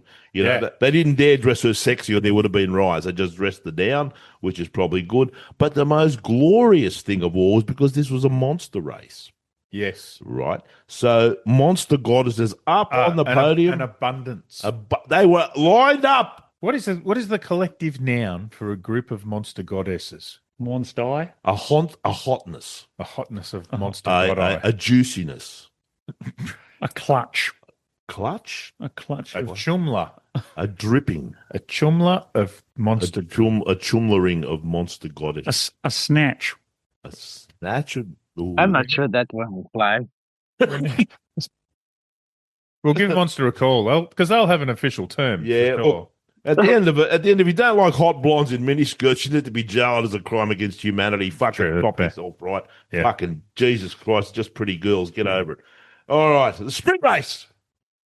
I'm your AI girlfriend, and you can do anything you want with me. 3 helicopters just flying. What the fuck? Do something. Fucking do something. You know that? They're flying. That's what they do. Yeah, but come on, they wanted. You want them to do more than what they did. Paul, just do something. Yes, drop condoms out or something to the crowd. Do something. Jump parachute out of the fuckers. Swoop the crowd. I don't know. Throw glitter on them. Pour beer out of them. They're probably just the TV choppers. No, they were military choppers. Oh, okay. Yeah. Shoot someone. And blow some shit up. Fuck's sake. All right. And I saw Struth made the world feed. Oh, he did a few times. Yeah. He's becoming a regular. He was with a jackass mob from the Czech boys from that support Jack over there. Lovely. I think the cameras are hunting Struth at the moment. Jesus, the Czechs are beaut, aren't they? They're fucking. They're not at all like those dozy village Hungarians. They cheer, they wave, they get into the spirit of the thing. It's lovely. So the race, Vinales crashed out. No one cared. Dog Boy crashed out a third, both on the opening lap, so that was good. Pecco let Ogo Pecco leads and Ogre was second. That's what my note says. And they both gapped. You don't have any notes, so fucking anyway. So Acosta crashed, Martini crashed, everyone was spread out a bit. Bez crashed and slapped the marshal. So that all happened in the sprint race. I didn't love the sprint race. I didn't find the sprint race inspiring at all. No. I didn't even know he slapped the marshal till after. No, I didn't either. They didn't show any of that. No. You know? So, yeah, Cal fainted from the heat and crashed on the last lap. He just passed out. The gravel plow will gravel plow. His time he returned to form. Yes. It's nice to see that he's returning to form. So Pecco was good. I enjoyed Pecco's race. Just like Pecco used to be. This is how he used to race. Yeah. Yep. He's gelling with this bike. It's only taken 4 years, but he's finally getting there. He just, when you look at Pecco, though, he doesn't suit what he does. When you look at him, you go, he's a nice boy. Looks like the trolley boy from Woolies. Yeah, he's a nice boy. The guy out the But he's a fucking machine. Even if he's not at the top of his game, still rate he's a fucking machine. I still rate Pecco. Oh, you can't not. You can't not rate him. You know, that's the thing. And he got done for DUI with bitches in his car and stuff. Twice. Twice. Fucking legend. Got to put that fucking hire bus straight at that time. Not have asparagus on driving. But he's delicate. He's very delicate. I think I think Pecco was like excited because he thought, you know, Mark's not at his best. I'm at my best. I got this. And his wife wasn't there. You know, you know, his wife wasn't there. Well, that's right too. There's another thing there. You were saying this before, Boris. Yeah, he seemed much more content. It could be why. It could be why. She's not there with her fucking rosary beads, you know, fucking praying to Mary about Mother Mary, please. Anyway, so we now move to the main race. Yes. Hey, we put our held glove competition up this weekend? Did we get a winner? We must have got a winner because you made it pretty fucking easy this week, Freido. What did you say? Where's Cal going to come? Last. Yeah, right. Fuck me. I know. Listen, there was quite a few people that picked it, but there can only be one winner. And who's the winner? And that's his name is Tony Butthole. Tony Butthole. Tony Butthole. Tony Butthole. Is that his real Tony name? Butthole. Tony. Do you see what I'm working at? Tony Butthole. Tony Butthole. Okay. All right. Congratulations, Mr. Butthole. You've won two pairs of the finest gloves in the world. Spell his name. I got to find it. Hang on 1 second. They're doing this business here. Hang on. We'll have to help him with a pronunciation something. Tony Butthole. B-U-T-O-L-L. It's for the B, the O, the double T, R-A-double-L. Tony Butthole. We'll do it again. Tony Batrali. Tony Batrali. B-O-T. B-O-double-T. What? A-double-L. Tony Butthole. Tony Batril. Batril, but yeah. Sorry, Tone. Yeah, all your mates are going to be calling you Tony Butthole forever. Because that wouldn't have happened at school. No.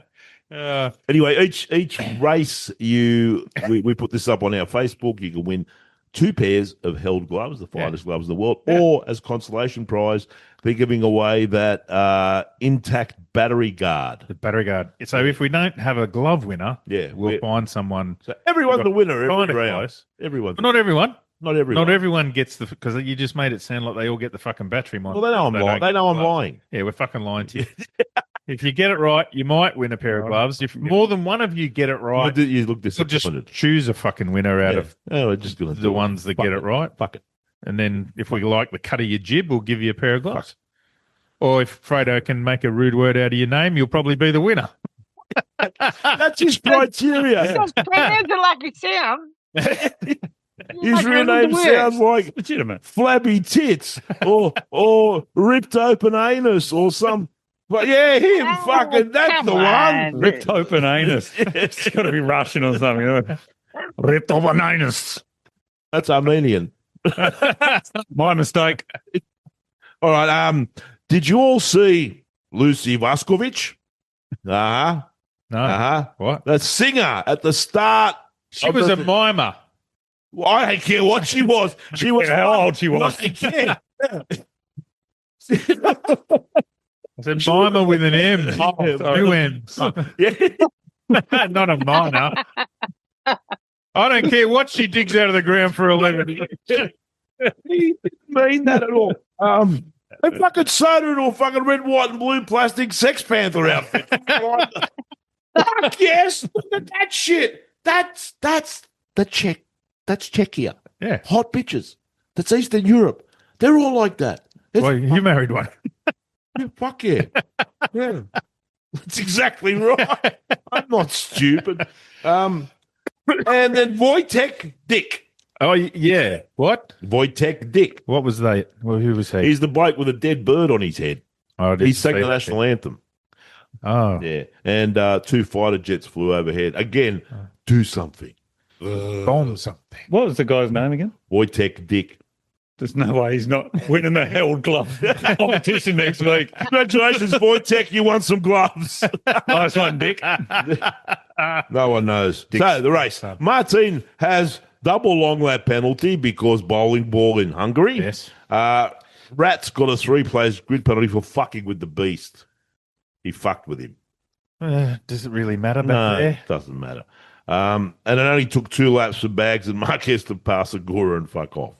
That was the race. Pretty much. It was. I get it. I must admit, I get a bit frustrated watching these races where riders are just trying to manage their front tire pressure.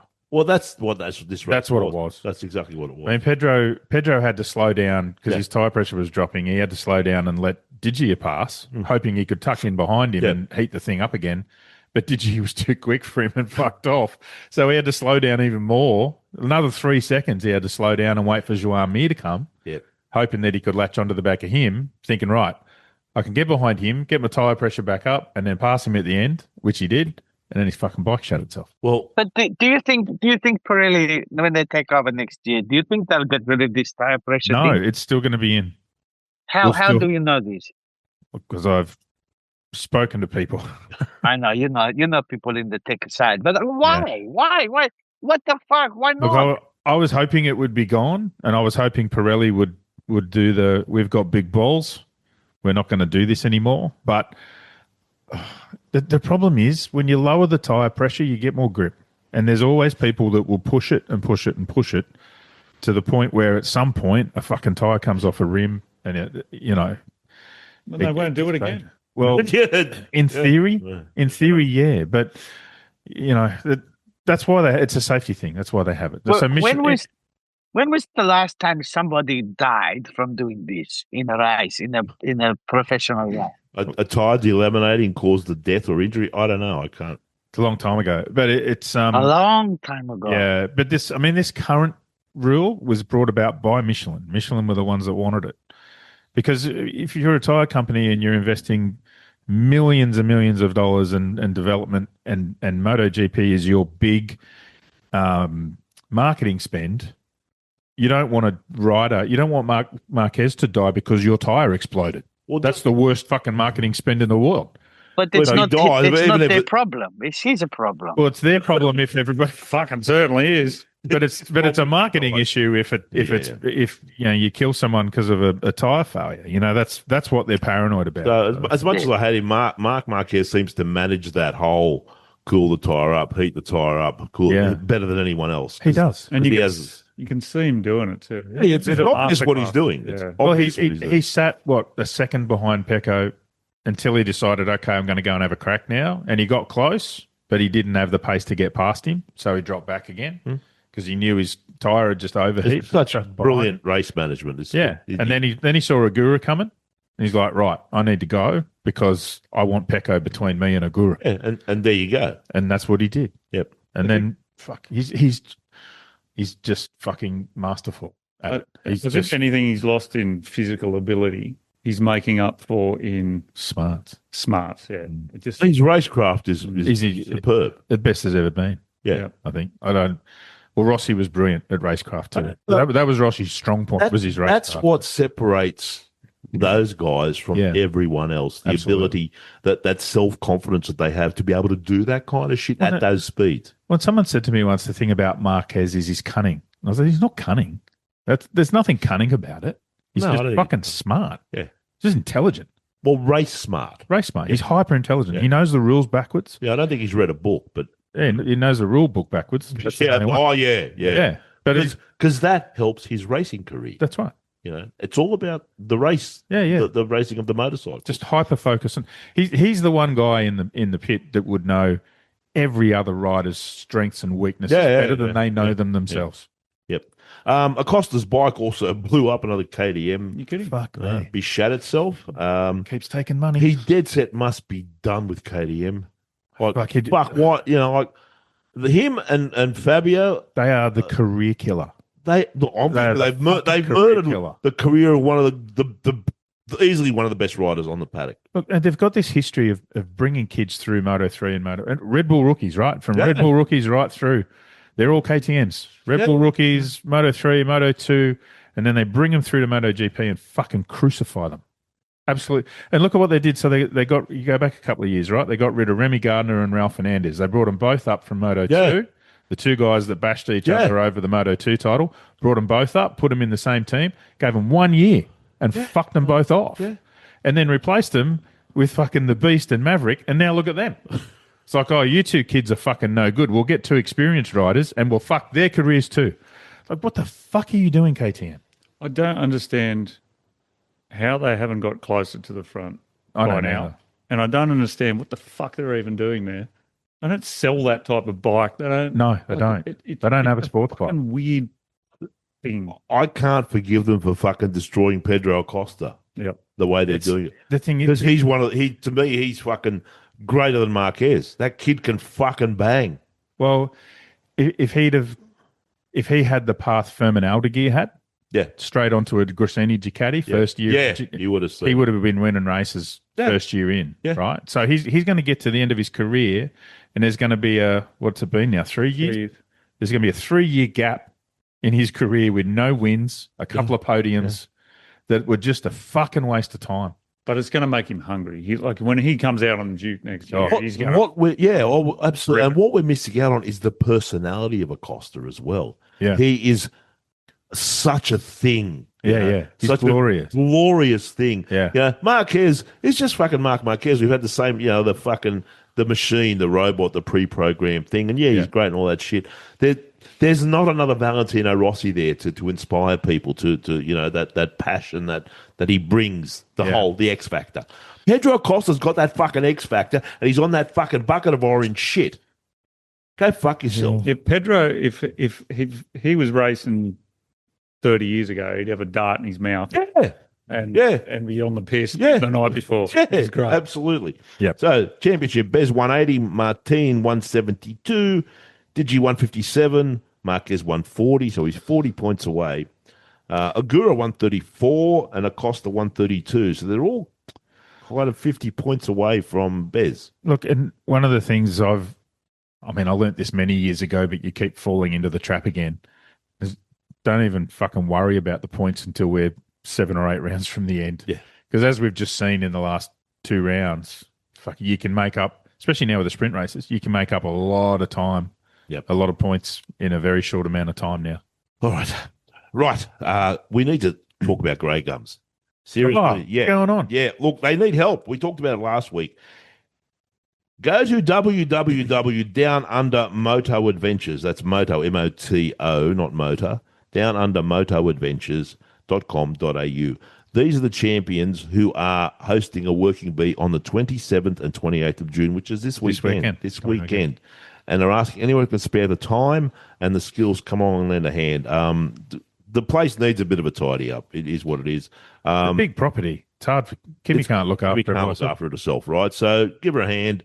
She's been there for us all along. She's always provided, shelter from the storm, good food, good coffee. She's the landing point for the helicopter up there. You fucking crash up there, you need a chopper. That's where the chopper's landing. Have we had some kind of attack? I don't know. The beeping. The beep. Someone's breaking. I think it was probably the door, was it? The alarm company. Someone's wondering breaking why in. we're still here. Yeah. Mate, take them all. It's all right. I don't care. So what are they doing? They're doing a deep cleaning of the toilet block, maybe painting it. They're tidying up the grounds, weeding, mowing, whippersnipping, rebuilding the shelters, reorganising the outdoor serving area, just general maintenance on the area. So this weekend, Go out and help. Yeah, they'll feed you, they'll look after you. Yeah, do it. Yep. Go for a ride, do some work. Well, so if you've got a car and you've got a mower and shit, take it up. Take it up there. So, but have a look on www.downundermotoadventures.com.au. They got all the info. Yep. Cool. Right. Listen, while we're talking about people breaking into Triple-O's, we should tell people what's going on here at the moment too. So big end of year financial sale here at Triple-O's. So what have we got? He's got Yamaha, Suzuki, CF Moto, Beta motorcycles, and some of the finance at the moment, 1%, 0% finance. Fuck! 2%. Depends on the model. Rod, now's your chance, Rod. Go and buy that R1 there. No, the green thing. That's more of you, Rod. He's got up to $3,000 off selected Beta RR bikes. Like that. Big discounts on CF Moto. Yeah. Oh, they're fucking cheap enough already. And then there's all the accessories upstairs, big specials on the accessories. AGV, Shark, RST, Dry Rot, Alpine Stars, 5 gloves, helmets, jacket, pants, everything's on sale. This is the time to bargain the fuck up. Yeah. Yeah. And it's getting cold now. Come and get some new winter gear. And understand, as we keep telling you, Triple-O's is not one of those giant conglomerate motorcycle shops. It's a family business. The guy who owns the shop works here. He's upstairs right now while we defile his show. No, Justin's a good operator. He probably runs one of the best motorcycle shops in Australia. Also, Triple-O's is doing a thing with the Union of New South Wales Motorcycle Society, an event that focuses on safety, education, building confidence on the road, an exclusive event for the University of New South Wales Motorcycle Society members. So if you're a current University of New South Wales motorcycles or you're a student at Uni of New South Wales, you wouldn't be listening to this podcast. Probably not. I was thinking the same thing, but I didn't want to be rude. But if you are, or an alumni, yeah, our age, old boy. Yeah, they do an old boy, right? You're interested in getting into motorcycle riding or simply want to learn more about riding community, don't call me or Tug or Pete. Come to Trooper-Loo. Yeah. They care about you. We don't. No, not in the slightest. I do a little bit. No, you can shop online or head in or just come and check it out. They're on Heathcote Road, just that's outside of Liverpool. Right, fabulous. Happy days. I'm going to do a poem. Oh. Can I tell people a little bit of news? Yeah. We have a surprise at the end of this show. Oh. So last night in our podcast, our special Patreon show we had a guest. We had young Carter Thompson on the show. Yes. So Carter's racing in the World Sport Bike Championship at the moment and scored 2 podiums at Mazzano last week. Mazzano? Magello? Where were they? Fuck, I can't remember. Italy. One of them, in one of the Italian tracks. 2 fantastic rides, and Carter came on the show for a bit of a chat last night. So we're going to cut that interview from last night's little Patreon podcast, and we're going to stick it on the end of this show. Okay. So when we get to the end of this, make sure you stick around because we've got just a 15-minute chat with Carter there. It's pretty cool. Yeah. All right. La la. Here it goes. Freido's waiting with bated breath. I tried. How hot was it in Big Brno, that giant racetrack where they go to race their bikes and drink Czech beer and sometimes even shed a tear.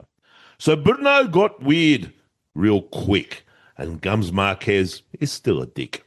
He came back all fucked and broke and then went home to have a soak. He left a note upon his chair, be back soon, as if we care. But then it got much stranger still, and Pecco gave us all a thrill. He won a sprint race, yes indeed, a rare occurrence, showed some speed. But if you want to talk real fast, Ogura was the one with blast. He got a fat sex octopus, a sexy 8-armed glamour puss. Its fat and horny tentacles would pleasure all his genitals. A new lap record I did set. He was in Lorenzo's debt. For him came that hot octopus, all greasy with that butter juice. On pole position sat young I. A tentacle caressed his thigh. That octopus was set to bang. Ice testicles were set to clang. But Pecco flogged him easy as he rode with old Pecco pizzazz. Then Bez went crashing through the rocks and came up swinging, slapping cocks.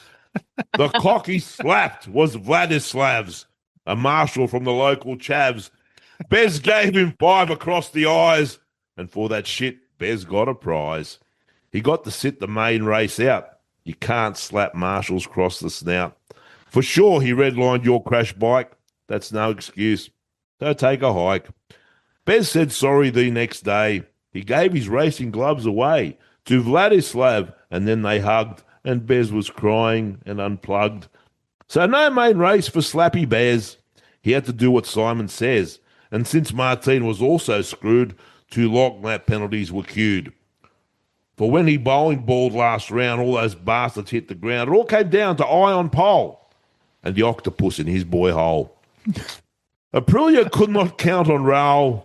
The People's Champ is just too foul. The gravel lord, John Mir himself, was faster than that Spanish elf. But once again, Marc Marquez won. He rode down Pecco, got it done, and there was nothing I could do. The octopus of sex was through. Still, one good thing did come from this. In Moto2 was national bliss. Filthy Salach, the local lad, he did not do it all that bad. He managed third, a real good try. His country's joy lit up the sky. His girlfriend then knew what to do. Her panties in the bin she threw. And Filthy cracked the biggest fat. His cock was like a baseball bat. The time for anal was at hand. Time to lube up his mighty gland. That's how it went. That's how it goes. The spearing of the anal rose. When there's a win or podium, the girlfriend takes it up the bum. I was just about to send an email to a government department to get some funding for the Rampage for next year. Right. Can I send it? You tell them that last. Can I send it before we publish this show? Tell me what a spear the anal rose. I was having a think, just then about when in your thing. I was having a think because you're talking about the bears in the gravel and the marshals.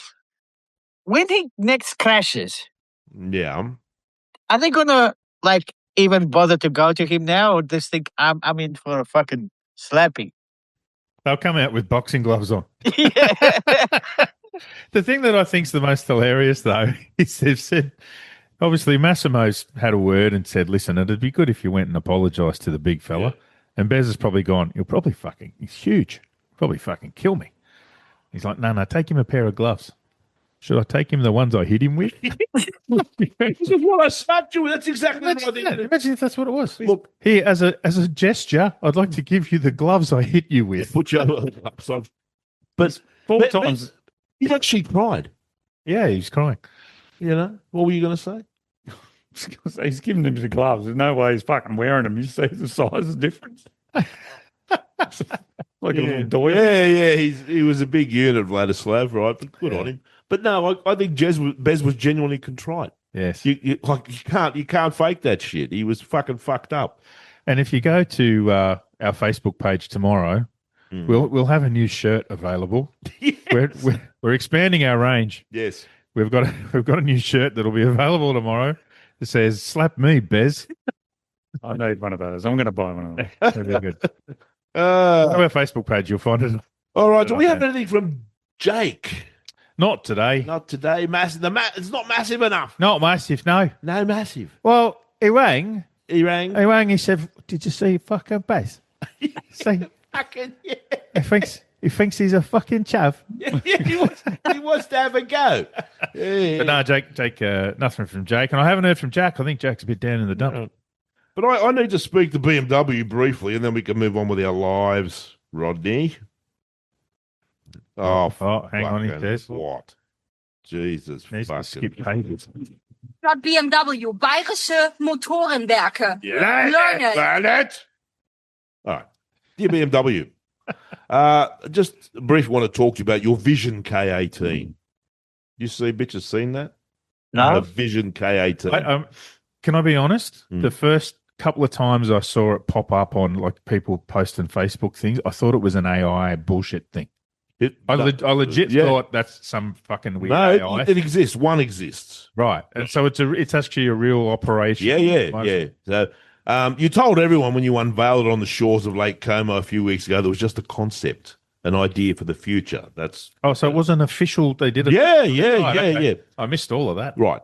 So stop it.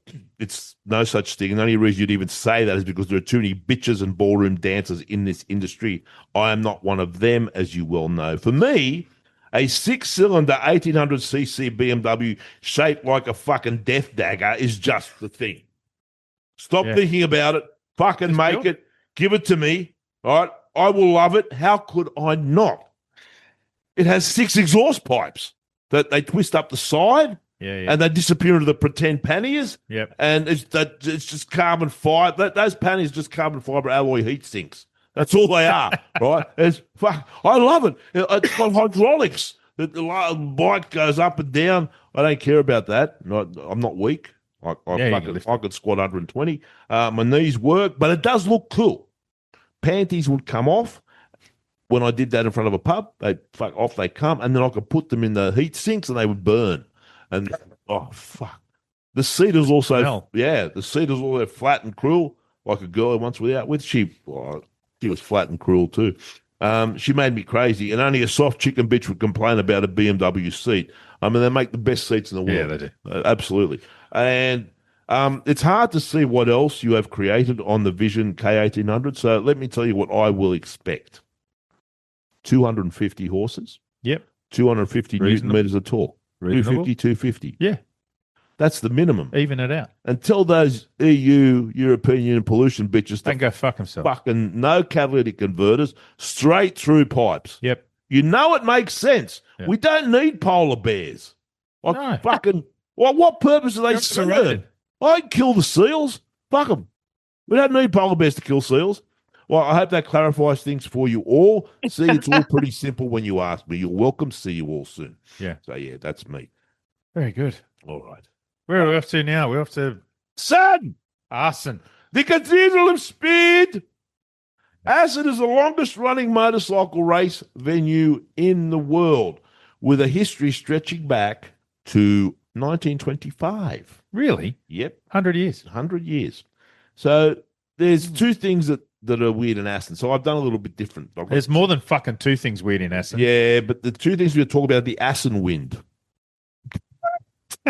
Think I've had that myself. Yep, the Assen wind. Writers talk about Australian. It's a real thing. It's fucking French onion soup. Give me French onion soup. You'll see a whole lot of fucking Assen. Assen wind, yeah. So this is doesn't agree with me at all. That only appears apparently during qualifying, never practice, never warm up, and never during the race, as if the circuit itself decides who deserves pole position. So, and there's the curse of the Saturday race. This is a real thing. So, for decades, Assen was always raced on Saturday. That's right. Always. Yes, it was. Yes. Always. And it was called the Dutch TT. Yeah, it was Dutch, and that was it. It was on the original part of the Isle of Man. And all yeah. So that's Assen's. Anyway, when the race moved to Sunday, the circuit lost its protection, and the Assen weather became even more unpredictable. That's what they blame the weather on, changing the race from Saturday to Sunday. You know why it used to be on a Saturday? Because of work. Is that why? Yeah. It was a thing. No, I don't. I have no fucking idea. I don't either. I was asking you. I know. Do you know? Do you? Yes, What? it was on a Saturday because of the church. The church wouldn't let them run on a Sunday. That would make sense, yeah. It's Well, true. They're Lutherans or something, are they? Bizarre. Some I don't bizarre know, but Christian- they weren't allowed to for the church. That's Yeah. the truth. Oh, Only until what 2016, I think. Up until 2016 Yeah, is it when they wasn't long changed Yeah, it. yeah. It's a It's recent only change. recently And they've that's when done it last then 10 the years. weather became more unpredictable as a result, apparently. That's what they're blaming it on. First. All right, so if you want to party, see, I did some research on partying at Assen. Right. Okay. So there's two bars. Struth, are you listening? Yeah, this is exactly for Struth. Yeah. I've even got pickup lines for him. Oh, good. I've got it all. So there's the Kings and Queens, Yeah. the go-to party bar. Okay.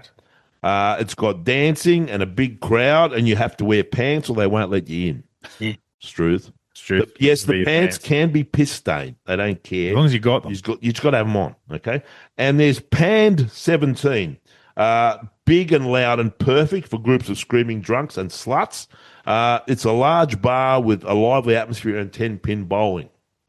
So, again, pants are needed, but you can take them off if you win in the bowling. Yeah, that's That's fair. a rule. Yep. And once you're there, you may have Dutch girls in front of you. Right. What do you say? Scheisenhausen. No, that's German. Oh. That's shit out. Isn't that the same thing? No, it's not. It's kind of Dutch is Dutch. I know. So how to pick up bitches in Dutchlandia? Hell it. All right, here he goes. He goes, you come up to it, you go, als je in bocht was, zo ik elke ronde harder gaan. That sounds sexy. But you said it like a German. I started fucking stepping. Yes. Oh, close enough. But what does that mean? If you were a corner, I'd take you faster every lap. You got to have a better one than that. Yeah, surely. I've got two more. Okay. Je bent meer dan in drukke assenrace en dat trekt wiel. You said it like a fucking pommy soccer hooligan trying to pick up. He said it like he was Who do you kicking think the fucking plum. goes there to fucking fuck Dutch bitches? Pommy soccer hooligans. That means you're more beautiful than a dry race at Assen. And that says a lot. And finally, is dit Assen? Of ben je gewoon zo on bocht waar ik in wil duiken? Is this Assen? Or are you just a corner I want to dive into? For how can they fucking resist? Struth, I'll email these to your brother. Fucking on you go. All right. That's us. Well, you got to hang around, though, because we've got Carter Thompson coming up. We do. We've got Carter Thompson. But from us and from Pete, thank you so much, brother. Everyone, go and check out Compass Expeditions. Like, they're the real deal. He's sitting here. The world's like the best. Unreal. He's real. Unreal. The best fucking tour company for motorcycles, four-wheel drives. Go and see the world. And you know what? Just come with Bori and I to Thailand because it's going to be hilarious. I've got a Dutch pickup line for you. Yeah. Mag ik je in nieuwe se nimmen. Make. You know, I'm a clogwog. No, this is fucking horrendous shit.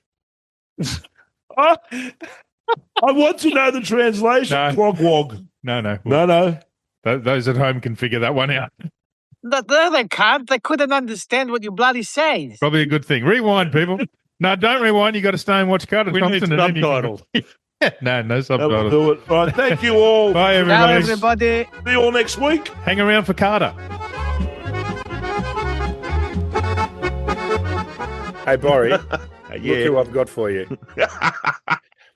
So for our wonderful audience, we should explain there's four of us here tonight because the good-looking one is not one of the people you usually get to see. This is Carter Thompson. Yes. So, and I thought we'd get Carter on because, Carter, you are fresh off 2 podiums. So you're currently riding in the World Superbike paddock in the World Sport Bike class, which kind of actually, I'll get you to explain it. World Sport Bike is kind of it's sort of becoming the replacement for what was Super Sport or the dying Super Sport because manufacturers don't really want to make 600 4-cylinders anymore. So it's sort of going to go the way of the Penguins at some point. Carter, give us a rundown on the class you're riding in and what you're riding and tell us about your team. Yeah, so the World Sport Bike class this year, it's a new championship replacing the World Supersport 300, designed to get riders on bigger bikes so they can make the jump to Supersport easier, so they can get used to the power of the bigger bike. So I'm racing the Yamaha R7 this year with Team BR Corsa. So, yeah, it's a whole new class, so everything's been working out along the way. A few regulation changes throughout the season, but it seems like it's a good class, a good step from Supersport 300, bringing the riding back to more the rider ability more than just slipstream of the motorcycle. Mate, that 300 class was fucking horrid. Those motorcycles should never be allowed anywhere near a racetrack, and the fact that we put 14 and 15-year-old kids on them and make them go out and ride them it always terrifies me. But I think you'll find that 600 class, it'll get replaced with with this sport bike class as it evolves. I think that's where it'll go because they're pretty quick. Mate, I watched both your races last weekend. Super impressive rides. You certainly weren't on the fastest bike out there, and 2 fantastic podiums. Tell us about your weekend. How did it come together? Yeah, I mean, it was a good weekend. We for the first time on the weekend, we brought the new 2026 bike. Previously, we've been racing the 2025 model because that's all we had available to us at the time. So we decided the team wanted to build the 2026 model for the weekend. We weren't able to do any testing or anything, so we just rolled it straight out for the race weekend, which was a bit of a risk, but in the end, the bike was a big step compared to the old one. We could do a lot more with the geometry to make it easier to ride. So the weekend was good. We started off fast from the get-go. Qualified P4 with a small crash at the end of qualifying, but it was not a bad effort considering the rest of the season. The best qualifying I had was 3rd row, so just slowly getting better and better every race. The races were good. We're still struggling a bit, fighting with the other bikes a bit, but we made a big step because, I mean, we're racing with the Kawasaki 636, which generally they have a great chassis and the geometry of that bike is designed to race. The sports bike, yeah. Yeah, whereas the R7 at the moment for racing, it's getting better and better, but originally it's not designed to race. It's a Lamb's bike. It's designed to be a street bike. Yeah.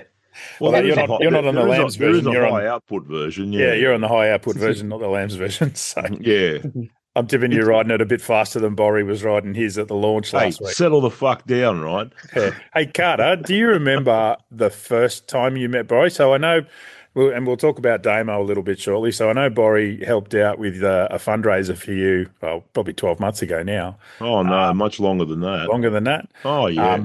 But do you remember the first 4 years maybe? Yeah. Oh, really? That long? Yeah. Wow. 3 or 4 years. Do you remember the first time you met Boris? Yeah, I do. Of course you do. I think you were about 10. Yeah, I was pretty young. Yeah, so I dragged Boris to Central Coast Junior Motorcycle Club to a dirt track event and pointed out you and your brother, and I said, those two, go and talk to them. I want you to do an interview with them, and we published it. And Boris said to me afterwards, why those two? And I said, because those two are going to be something. Those two, like, it was kind of my thing. I was like Yoda. I was like, those two, they're going to make it. So go and talk to them. You're like a chunky pooge. Me, a chunky pooge. Chunkier pooge. You're not all dried up and leathery and fucked up. just fucked up. So your background is dirt track, obviously, and your brother Hudson races as well. Give us a little bit of your background and your family. Your mum, your wonderful mother Christy's travelling with you, and your brother's over there with you as well. And you mentioned earlier Hudson had a ride lined up for this year that's fallen through. So hopefully you can get something for Hudson as well to carry on the year. But how's it going travelling Europe with your brother and your mum? I assume Dad's back here paying bills, and your mum gets to travel the world doing the glamorous thing. Is that how she sees it? Yeah, I mean, it's great traveling the world with them. It's a lot of work with them, but it's great to be able to do it with them. Last year I also did it with Mum, which was good. The years before I was over here with Dad, and it's good to have Hudson here this year. It's just he hasn't been able to come over the last couple of years, so it's good to get him over here, and we can train together non-stop, which is great, good for both of us because we can push each other the whole way. But yeah, it's definitely difficult living over here, like being in a different culture, that kind of stuff. Dad's obviously back home, working, trying to help pay for everything, because it costs a lot to live over here because we can't work, obviously, while we're here. We're just relying on Dad's income and sponsors that can help along the way. So, but yeah, it's nice to have the experience with them over here and have a few good times throughout the journey. can I ask how you're coping with the language barriers? I mean, I know a lot of people in Europe speak English, and because it's like a second language. But are you picking up any Italian or Spanish or anything like that? I'm trying to learn a bit of Spanish. Right. But I'm also trying to learn Italian this year because my team is all Italian. I'm the only one that's not Italian, so I'm trying to learn a little bit so I can actually understand. I'll teach you some good words later. Don't worry. You'll teach him how to buy beer and order prostitutes. That's all you're going to teach him. That's not a bad thing. That is not a bad thing. But I have a question as well. Like, I find it fascinating that they travel all the way from Australia to Europe. You come over here, the pressure is on you to perform because you're doing it. The family are putting so much into your career. Do you feel this pressure, or do you not? Do you just look at the racing, or do you feel the pressure of having to perform? I mean, there definitely is pressure. Yeah, pressure. I mean, in reality, you need results to get sponsors as well. So yes, and sponsors are what helps us race. So there's definitely a lot of pressure. But for me, at a race weekend, I try and just be as relaxed as possible. Yeah. And just the pressure can be on me away from the race weekend, but in the race weekend, I like to be in my own zone and just relax the whole time. You come across as a pretty chill kind of guy. You're not super. You just chill. That's the impression I get. And I suppose that's what makes a good fighter pilot, a good motorcycle racer. You're not easily flustered. You're not given to slapping marshals and shit like that. I'm sure you saw that on the weekend, or you heard about it. Yeah, but yeah, yeah. Nobody wants to talk about it. I want to talk about it. That's all I want to talk about. We'll talk about it later. Mate, back in the days when I was, we won't go into that. We'll talk about that another time. I just can't. I can't imagine what would happen to a rider if they did that at a club day in Australia. You'd be out for a year. Like it'd just be longer. Yeah, the steward would just be, hand me your license, and he'd cut it up in front of you. And then you'd have to bash him as well, right? Right. You'd get a year or more. Yeah. Look, I get that. I mean, we all remember Wayne Maxwell thumping what's his name in the head at Phillip Island. And he said that cruelled my MotoGP career. Not that I had one anyway, but hitting a racer is very different to hitting an official. Yeah, let alone a volunteer. You've all wanted to do it. Go on. You've all wanted to at one stage. I'm tipping the only flag marshal Carter would have ever wanted to slap was probably his mum. Sometimes because your mum is one of the best flaggies ever. So that day that I took Bori to meet you at Central Coast Juniors, your mum was out on a flag point all day. I went and stood out there with her for a while. Turn 3. Yeah, that's right. Turn 3 was at the corner. Yeah, she's like the ultimate moto mum. She's constantly working and constantly helping. We love the moto mums here, Jacob's mum and all the mums. I was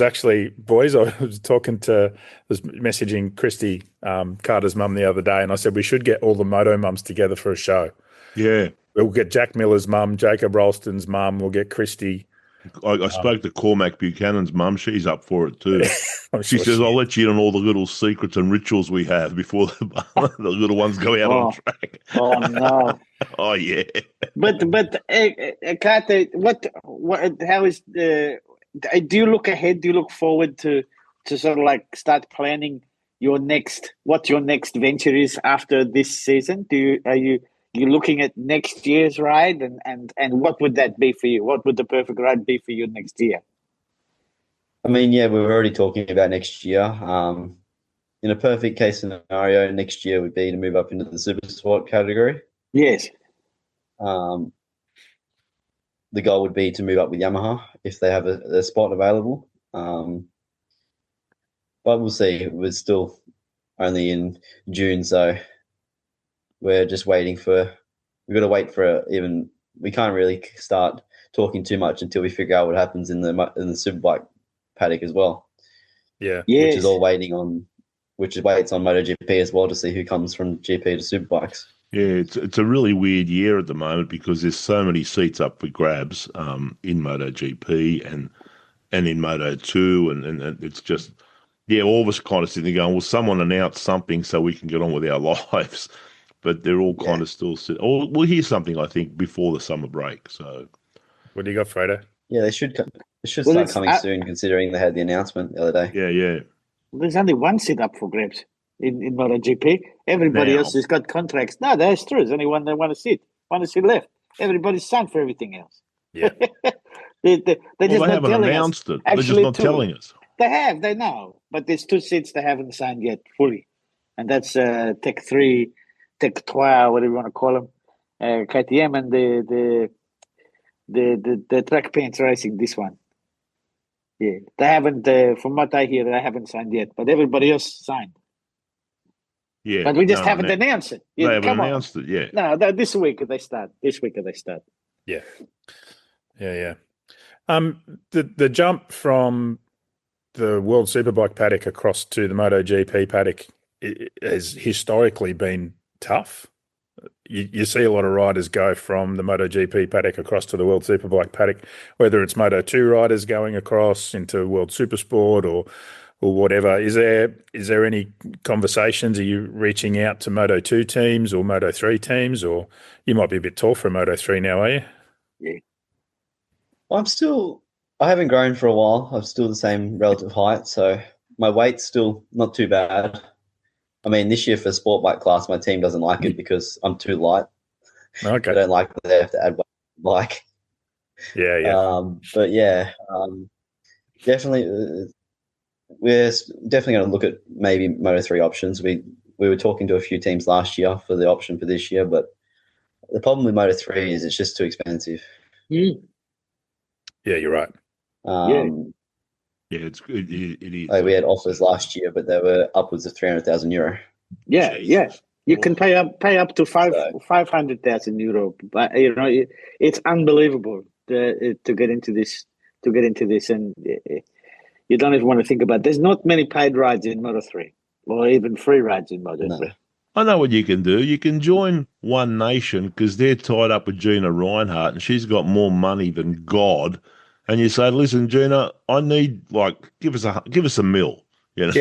just a mil. You gave Pauline a jet. Just give me a ride in Moto3. I'll let you put One Nation on the side of the fucking motorcycle. Yeah, realistically, the most obvious direction for us would be move to Supersport, and then in Supersport, the option would be either move across to the Pramac Yamaha Moto2 team, or with Yamaha, or keep moving up towards Superbike. Yeah. Realistically, that's the most obvious pathway for me at the moment, and the most realistic one. And fill us in on your history with Yamaha. You've been associated with them for a little while. Yeah, well, I did Oceania Junior Cup back in 2019 on the Yamaha, and then the R3 Cup in 2020 and 2021. So I've been riding the Yamaha a fair bit. Last year on the Kawasaki, as well as the Rebel Rookies. So we decided to go change it up a bit for this year and go with Yamaha just for the more contact with the brand itself, and more support from the brand. Yeah. Pathway. So that was the idea of changing it back to this year. Good move. And who's going to win MotoGP this year, mate? Boris and I fight over this all the time. Oh, it's a difficult one because if you said after round 2, you would have said Bezzecchi no matter what. Yeah. But if you look at it now, the Aprilia the last 2-3 rounds hasn't been as strong as it normally would since Ducati brought the aero upgrade. Yep. And then you have to say Marc Marquez is probably the favourite again to win championship. Well, the wheels have fallen off at Aprilia a little bit, haven't they? Fuck off. The riders have fucking fallen off, not the wheels. The bike's fine as those 2 fucking retards. Pressure. One slapping fucking marshals. The other one thinks he's a teams. fucking bowling ball and cleans up his teammate who's leading the championship. That's all the thing that's fallen off here. The bike's still good. Hey, listen, we need to give a shout out to Damo Cudlin too, because Damo had a bit of a hand in helping you out in the early days, bringing you across to road racing and training. And tell us a little bit about your time with Damo and what he's been up to with you. Yeah, I started with Damo. Well, it was 2018, I think. It was my first time I rode a road bike from memory. One of his days was my 10th birthday. So did my 10th birthday on a road bike. And then, I've just been training with him ever since. He's helped out a lot. I do every track day I can possible up there when I'm back home, and helping me out a bit with his coaching and that kind of stuff. So, he's helped out a lot. He did a lot for helping me get my first rides overseas as well. He did a lot of the negotiation with the teams to the contract, so that helped a lot as well to get me the best deal we possibly could at that time. He's definitely been a big part of my racing, and most of this wouldn't be possible without his help. He's certainly one of the best blokes in the business. With young riders. He's a super coach. He's a super nice guy. I've got so much respect for Damien and what he does. I really, really do. And it's nice to hear you give him credit there, because he tries very, very hard. And there's guys like him and Wayne Maxwell. Without them, we wouldn't be producing quality talent like Carter. Yeah, absolutely. All right, mate. We can let you go now if you want. Say hello to your mom and your brother for Freido and the people here at the MotoPG. Yeah, and we wish you the absolute best of luck and every success, mate. We're right behind you. You do it. We're watching. Smash them. Yeah, thanks heaps, guys. Well done, mate. Good luck. Ciao. Yeah, thank you. Ciao.